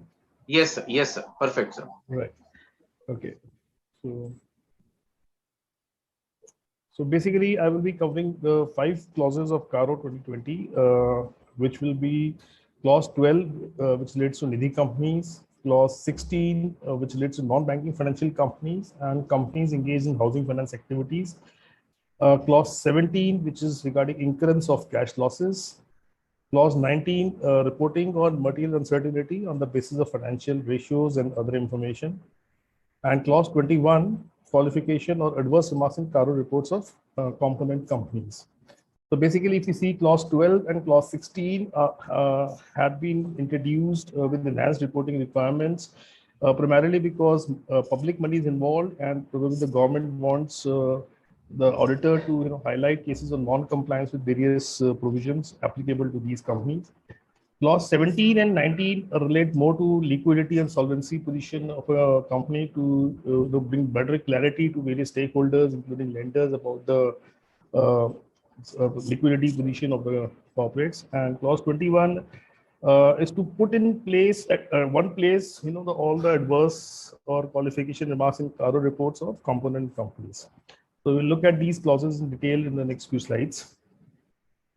The first clause is Nidhi companies. So there are 3 sub-clauses in clause 12. A, whether the Nidhi company has complied with net owned funds to deposits in the ratio of 1:20 to meet out the liability. This reporting requirement is same as CARO 2016. B, whether the Nidhi company is maintaining 10% unencumbered term deposits as specified in Nidhi Rules 2014 to meet out the liability. Again, this requirement is same as CARO 2016. C, whether there has been any default in payment of interest on deposits or repayment thereof for any period, and if so, the details thereof. This is a new reporting requirement which has been introduced in CARO 2020. So let us look at a few concepts related to this clause. This reporting is applicable only to Nidhi companies and not other companies. So their government has prescribed Nidhi Rules 2014, which prescribe various compliances in respect of Nidhi companies. And the reporting in CARO 2020 is primarily to ensure compliance coming out of these Nidhi rules. So a few definitions which are important to understand while reporting under this clause. Net owned funds. So net owned funds is the aggregate of paid up equity, share capital, and free reserves as reduced by accumulated losses. Net owned funds do not include proceeds out of issue of preference shares. And as per Nidhi rules, within 1 year of incorporation, the Nidhi company should ensure that a minimum net owned fund is rupees 10 lakhs. Nidhi company is allowed to take fixed deposits, recurring deposits, and saving deposits from its members. These are collectively known as deposit liabilities. As per Nidhi rules, deposit accepted cannot exceed 20 times of the net owned funds. This is what the auditor has to report under the subclause A of clause 12. The Nidhi rules also require the Nidhi companies to invest and keep invested in its own name in unencumbered term deposits with scheduled commercial banks, which should not be cooperative banks or regional banks, or in post office deposits, an amount which is not less than 10% of the deposits outstanding at the close of the business on the last working day of the second preceding month. So the audit procedure that the auditor should perform in reporting under this clause: check for the compliance with Nidhi Rules 2014, that is, check the value of net owned funds, compute the ratio of net owned funds to deposit liability, which should be 1:20, obtain evidence for unencumbered deposit, which should be minimum 10%, verify if repayment of deposits and payment of interest is as per due dates, which has been agreed with the from the lenders. In case of defaults to report, the auditor is required to report the period and amount of all defaults. The guidance note on CARO 2020 issued by ICAI requires that this reporting has to be for all defaults which are existing as at the year end and also those defaults which were existing during any period but were made good during the year. Clause 16, this has been introduced in CARO 2020 with enhanced reporting requirements. There are 4 subclauses. The first subclause is whether the company is required to be registered under Section 45 IA of the Reserve Bank of India Act 1934, and if so, whether the registration has been obtained. This reporting requirement was there in CARO 2016 as well. Whether the company has conducted any non-banking financial or housing finance activities without a valid certificate of registration from the Reserve Bank of India as per the Act.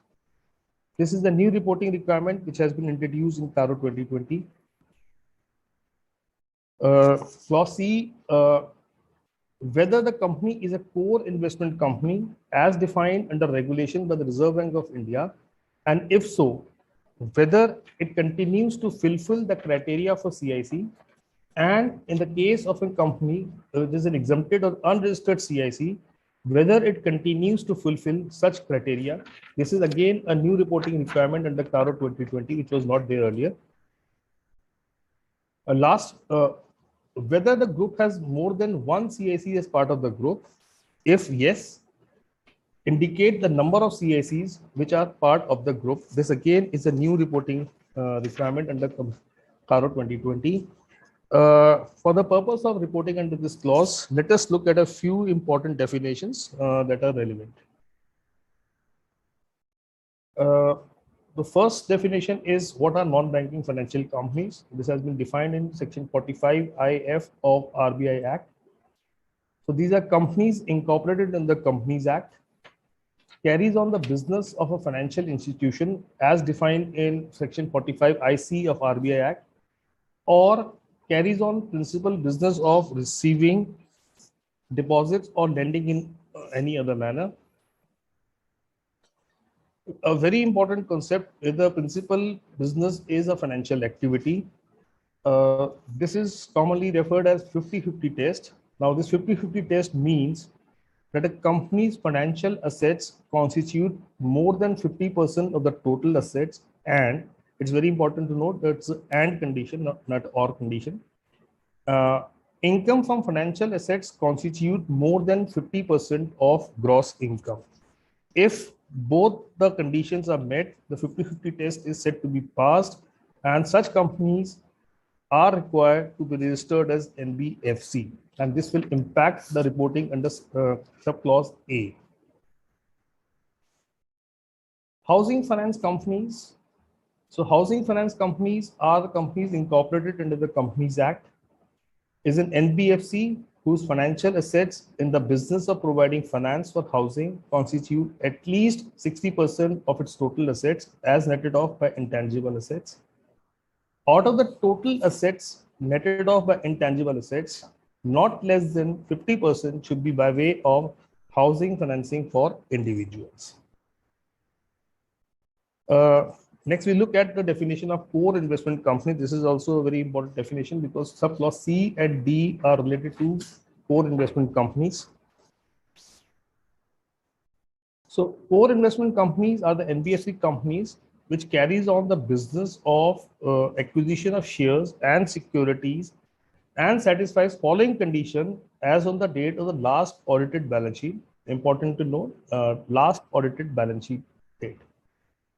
It holds not less than 90% of its assets in the form of investment in equity shares, bonds, debentures, preference shares, debt, or loans in group companies. Investments in equity shares, including instruments compulsorily convertible into equity shares within a period not exceeding 10 years in group companies, and units of infrastructure investment trust only a sponsor constitute not less than 60% of its net assets. CIC, these companies should not trade in its investment in shares, bonds, debentures, debt, or loans in group company, except through block sale for the purpose of dilution or disinvestment. So that means they should not be trading in these investments in shares, except when it is for the purpose of dilution or disinvestment in the group companies. It should not carry on any other financial activity except investment in bank deposits, money market instruments, government securities, and bonds or debentures issued by group companies, granting of loans to group companies, issuing guarantees on behalf of group companies. This is continued. Exceptions are continued in the next slide. CIC.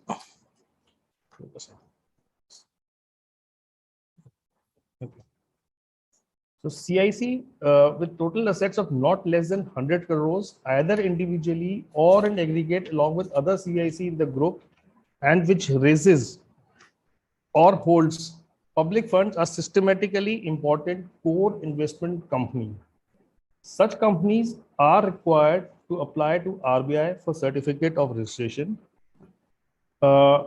CICs having asset size less than 100 crores and not having access to public funds are exempted from registration with RBI. So the key audit procedure. So first is understand the nature of business activity carried out by the company, that is whether it is carrying out the business of non-banking financial company or housing financing activities. The auditor should apply the 50-50 test to identify whether a registration with RBI is required or that is it's a deemed NBFC. In respect of registration, the auditor should examine the correspondence and documents filed with RBI related to registration. It should obtain a list of companies in the group. So there was a condition that CIC having 100 crores or more, either individually or in aggregate with the assets of other group companies. So group has been defined in RBI directions.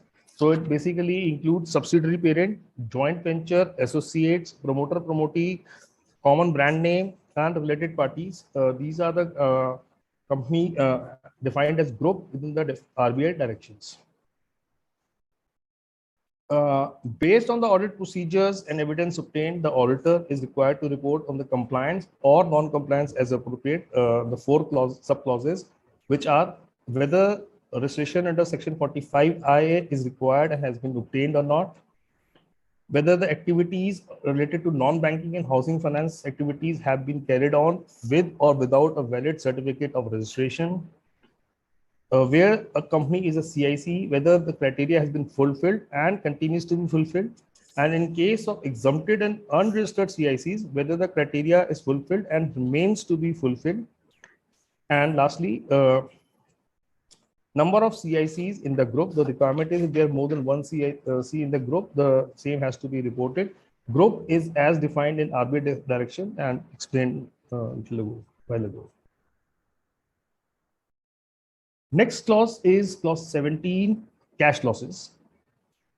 The reporting requirement is whether the company has incurred cash losses in the financial year and in the immediately preceding financial year. If so, state the amount of cash losses. Now, this is a new reporting requirement under CARO 2020, but if we recall, there was a clause in CARO 2003, which was quite similar, with the exception that it was the requirement was not to report if the company was incorporated for less than 5 years. So this clause is applicable to all companies where CARO is applicable. So as explained, there is no exemption for reporting during gestation period. So even in the first year, if the company is incurring cash losses, it has to be reported. Cash losses have not been defined in the Companies Act or accounting standards or Indian accounting standards Ind AS. The auditor is required to determine the amount of cash loss for the current and preceding financial year. Guidance has been given in the guidance note issued by the institute. Guidance note on CARO 2020 states the figure of net profit or loss after tax should be adjusted for effects of transactions of non-cash nature, such as depreciation, amortization, and impairment loss. Cash losses should be adjusted for the effect of qualification to the extent qualifications are quantified, and this is required for both the current year and the previous year. Say, so for example, the auditor has qualified that the company has charged an excess depreciation of rupees 10 lakhs. So while calculating the cash losses, and the auditor is required to make an adjustment, a non-cash adjustment, which includes depreciation, and the auditor has qualified that the company has charged excess depreciation of 10 lakh. So this will be factored while calculating the cash losses for the purpose of reporting under this clause. The guidance note also clarifies that it is not appropriate to consider just the cash flows from operating activities as per cash flow statement for the purpose of this clause, because items such as interest income, expense are also relevant for determining the cash losses. So let me give an example. A company may have positive cash flows from operating activities, but due to significant borrowing and hence significant interest, there might be a net cash loss. So the objective is not to identify cash losses from operations, but to evaluate the liquidity position of the company, and hence cash flows should be on the basis of the company as a whole and not just operations.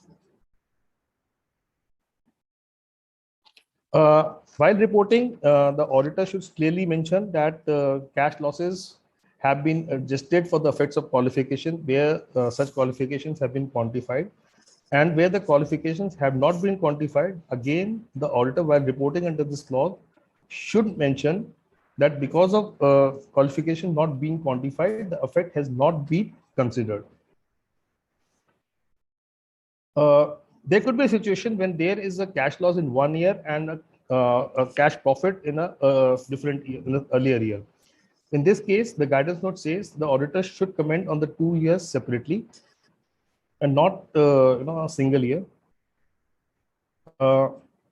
In case of cash losses in current year, the auditor should consider the possible impact on reporting in clause 19 of CARO 2020, the clause we will discuss next. Clause 19, a very significant clause which has been introduced in CARO 2020, and respected Mr. Amarjit Chopra ji spoke in detail about this clause and the nuances and the challenges in reporting under this clause. And there has been a detailed guidance given in the guidance note, and still the discussion on the guidance is continuing. So what this clause requires? This clause says, on the basis of the financial ratios, aging and expected dates of realization of financial assets and payment of financial liabilities, other information accompanying the financial statements, the auditor's knowledge of the board of directors and management plans, whether the auditor is of the opinion that no material uncertainty exists as on the date of the audit report, the company is capable of meeting its liabilities existing at the date of balance sheet as and when they fall due within a period of 1 year from the balance sheet date. So this entire clause is a very lengthy clause. So to understand it better, let's break down the clause into various components. So first is, what is the opinion to be formed? So the opinion to be formed is, no material uncertainty exists as on the date of the audit report. So the auditor needs to make the assessment of material uncertainty on the date the auditor is signing the audit report. The opinion to be formed is that the company is capable of meeting its liabilities existing at the balance sheet date. That is, assessment is to be made in respect of liabilities which were existing at the balance sheet date, which as and when these fall due within a period of 1 year from the balance sheet date. So the liabilities should be existing at the balance sheet date, and these should be due for payment within a period of 1 year from the date of the balance sheet. So for example, in case of 31st March 2022, these liabilities are due for payment up to 31st March 2023. And this assessment has to be made by the auditor regarding material uncertainty on the date of the audit report. So let's say 1st of June. Now, to form this opinion, what will be the basis that the auditor shall consider? The clause requires the auditor considers the financial ratios, the aging and expected dates of realization of financial assets and payment of financial liabilities, Other information accompanying the financial statements, the auditor's knowledge of board of directors and management plans. So the auditor considers these factors to form an opinion as required.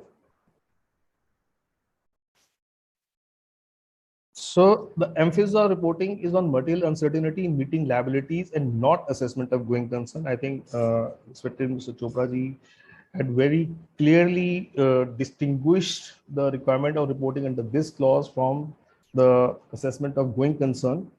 So as far as assessment of going concern is concerned, it is a very wide concept, and the requirements of SA 570 revised and the implementation guide issued by the institute in this regard needs to be considered. Although there could be situations where there is a material uncertainty under this clause, the impact assessment would need to be done on the going concern assessment. The guidance note has given an example that the company may be going concern on the basis of support letters or comfort letters issued by the parent company or the other group companies, but may not have funds to discharge this liability in the near future. So even the guidance note has recognized that these two concepts are different, though related, but auditor has to perform adequate procedures to assess reporting under this clause and also going concern. Financial assets and financial liabilities have been defined in Ind AS 32. There are no other accounting standards or Companies Act where the term financial assets and financial liabilities have been defined. And accordingly, the guidance note issued by ICAI suggests that a definition as per Ind AS 32 may be considered for the purpose of reporting under this clause. The test of existence of material uncertainty is to be done as on the date of the audit report. Therefore, the auditor needs to consider the guidance given in SA 560, which is subsequent events, and also the implementation guide issued on SA 560. Liabilities to be examined should exist at the balance sheet date and due for payment within 1 year. However, it is very important to note that these should be distinguished from current liabilities, which are classified based on an operating cycle. Say, for example, the operating cycle of a company is 3 years. So all liabilities due will be shown as current based on the operating cycle of 3 years. Out of these current liabilities, only some of them would be due for payment within 1 year from the balance sheet date. Where the operating cycle is 1 year, yes, current liabilities and the liabilities referred in this clause will be same, but where the operating cycle is more than 1 year, the auditor needs to be cautious about considering the repayment of the liabilities while ascertaining the reporting under this particular clause. For the purpose of checking, Schedule 3 to the Companies Act 2013 requires disclosure for certain ratios. The auditor may consider these ratios or any other ratios which the auditor considers appropriate, considering the nature of operations, industry, other factors, to make the assessment for reporting under this clause.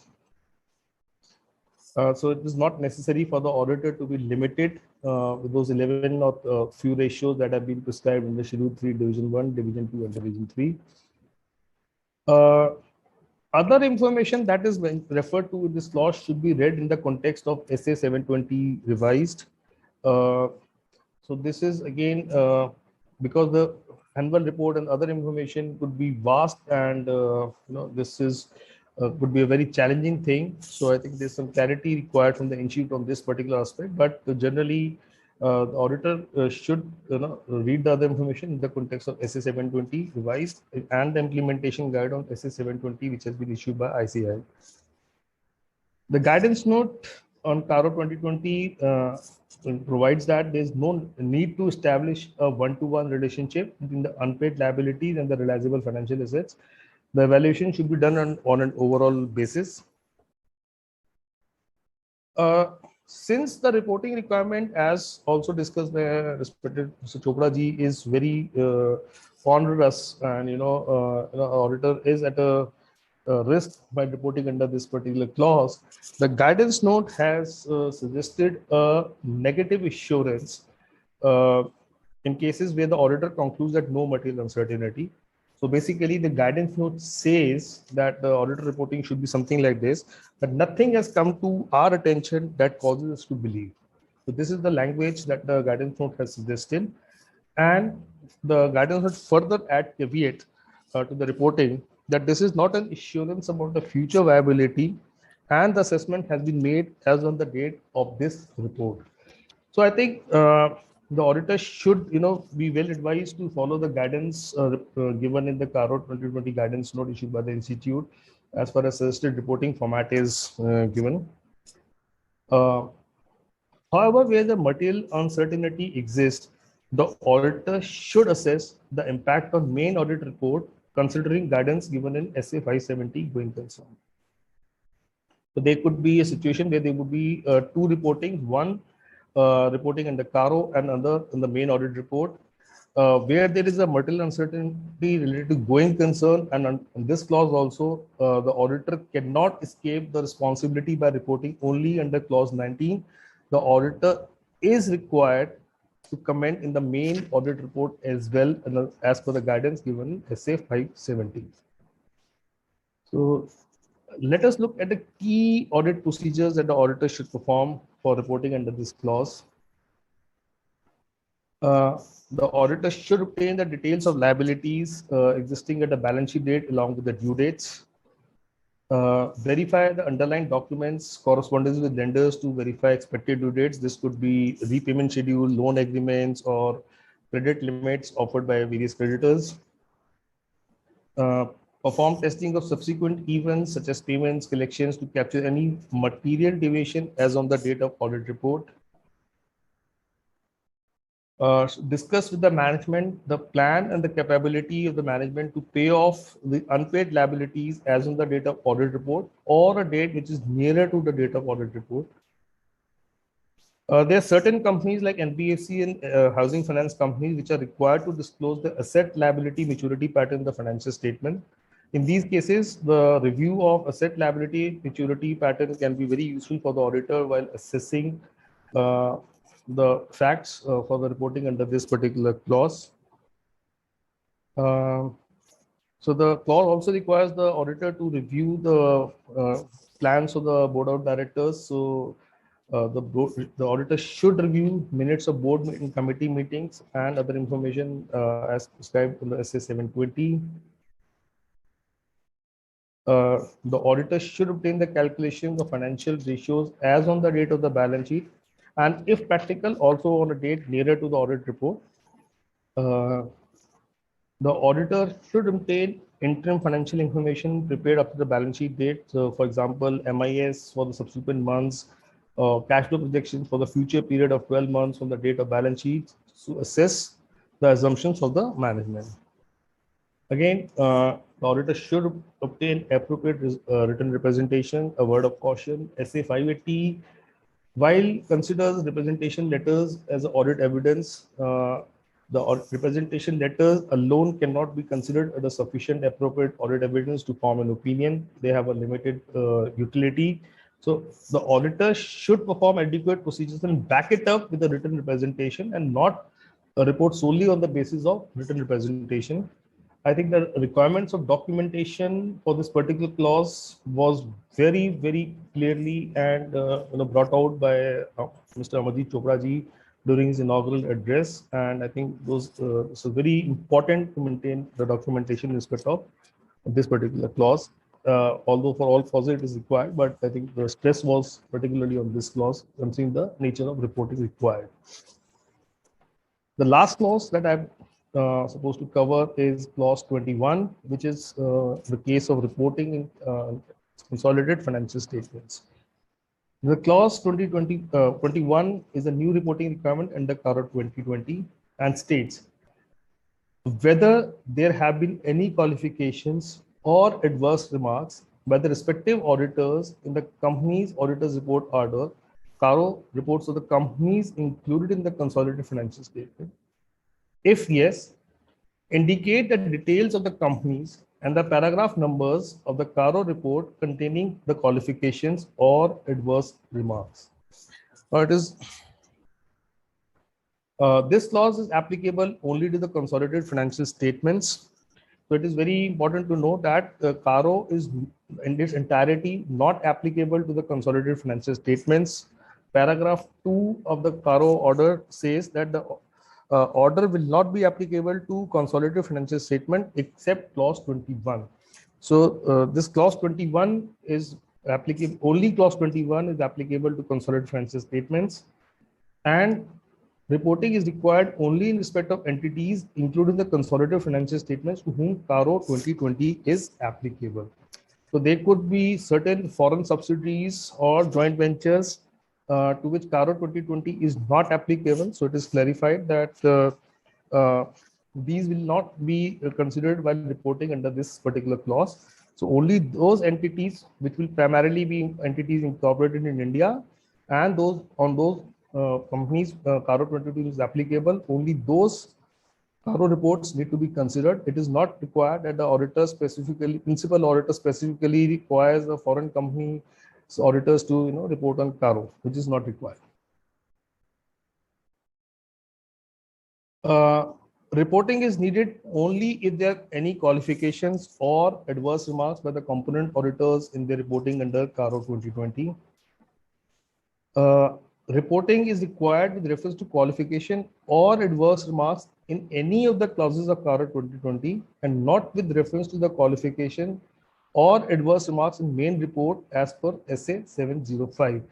So when preparing a CARO report on the consolidated financial statements, the auditor should limit his reporting to the clauses in CARO only.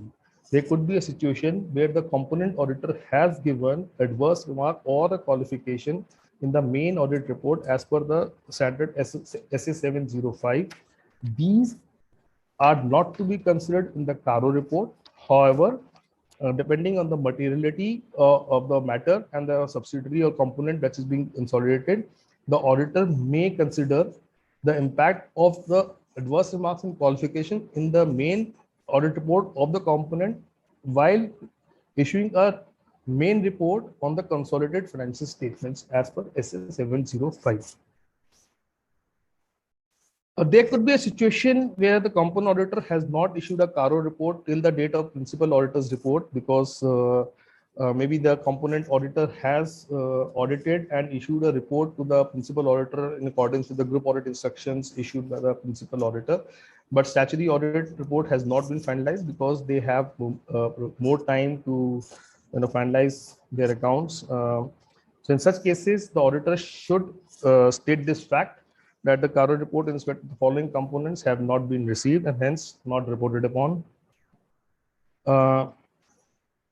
Very important, when reporting on the consolidated financial statement, the requirement is to mention the qualification, adverse remarks of a companies being consolidated. So therefore, in the consolidated CARO report, even the qualification and adverse remarks given in the parent company's standalone CARO report are also required to be included. The guidance note says that generally it is to be presumed that if a component auditor has given an adverse remark or a qualification in the CARO report, it is likely to be material. Therefore, the guidance note says the principal auditor is not required to reevaluate the materiality and reproduce and include all qualification adverse remarks of each component in the report to be issued on the consolidated financial statements. This I am referring only to the CARO points. In case of main report, the auditor may assess the materiality. Reporting requirement is to provide paragraph numbers of CARO report containing qualification and adverse remark. So therefore, there is no requirement to reproduce the text of those paragraphs of the component auditor's CARO reports. The reporting should include name of the component, company identification number of SIN, relationship with the so it could be a holding parent company, it could be joint venture, subsidiary, and the clause number of the CARO which has the adverse remark or a qualification. Any questions? I'll be happy to take. Thank you. Thank you, sir. Thank you so much for dealing for catering these very important 6 clauses. I have certain questions, sir. Yes. Sir, first question is whether auditor can rely on the secretariat audit report or check the secretarial records also. So, there are ample guidance, relying on the work of others. So while the auditor may rely on the secretarial audit report, where the auditor is of the opinion that so in any case, auditor should, as part of audit procedures, should verify secretarial records because there are a lot of information which is required for the purpose of audit. So, for example, auditor has to report whether there is delay in transferring amounts to Investor Education Protection Fund, right? The auditor is required to verify the managerial remuneration is in accordance with the provisions of the Companies Act. So this would again require, various provisions to be checked. Then, there are issue CARO reporting. They are issue private placement and preferential allotment. So there are a lot of areas where the auditor is responsible, and 164(2) disqualification of directors. Right, related party transactions. So there are many areas where auditor is also required to comment either directly or indirectly, and particularly while assessing contingent liabilities or demands or and now this CARO 2020 specific clause 19, management information, other information. So it is advisable that the auditor verifies the secretarial record to some extent at least, and not rely solely on the basis of secretarial audit report. Yes, sir. So can cash losses be right from the cash flow statement? Actually, no, because cash flow statements, when you prepare a cash flow statement, direct method, you consider, increase, decrease in receivables, payables, and all that. So that is, more of a cash inflows, right? So what the guidance note says is the cash losses should be determined from starting point, the profit loss after tax, and then adjust for non-cash items. So in a cash flow statement, there are adjustments on non-cash adjustments, but at the same time, there are adjustments for working capital changes also, which is not resulting in a cash flow, but that doesn't necessarily mean the positive cash flow in the cash flow statement does not necessarily mean it's a cash profit. So in case cash losses in the current year, but in the previous year profit, as per the audited balance sheet, whether clause 17 is applicable? Yeah, so the clause requires to report on the cash losses incurred during the year and in the immediately preceding financial year. So the reporting would be the company has incurred cash losses to the extent of rupees so and so in the current year. However, there were no cash losses in the immediately preceding financial year. If the company has paid all installments of advance tax, but the total advance tax paid is around 50% of the total liability, so can the company be said to be irregular in payment of tax, sir? Can you repeat the question? Company has paid all the installments of advance tax, but the total advance tax paid is around 50% of the total liability. So is it, sir, we can say that, can the company be said to be regular in payment of tax? No. So I think this is coming from clause number 7A, which requires to report on the statutory dues. So I think the guidance note very clearly mentions that the advance tax liability has to be considered, and the installments is just a payment date, right? So I think guidance note very clearly says the second installment is due on 15th of September. Now, if the percentage paid is not what was the as per the advance tax liability, the auditor would need to actually report the areas outstanding as in 30th September because they were due for more than 6 months as on the balance sheet date. So you cannot say, you cannot say make a token payment on various installment dates and say that, unless, I can understand a situation where something abnormal happens in the last quarter and, the entire advances calculation gets changed, right? So that can be easily identified. Some material gain has happened. So to that extent, if the auditor considers that, then maybe, the auditor can report this regular. But, if there's a regular profit and the company is only paying a token amount as advance tax to, meet the statutory due liability and say we are out of the CARO reporting, that will not hold good actually. Okay, sir. Okay, sir.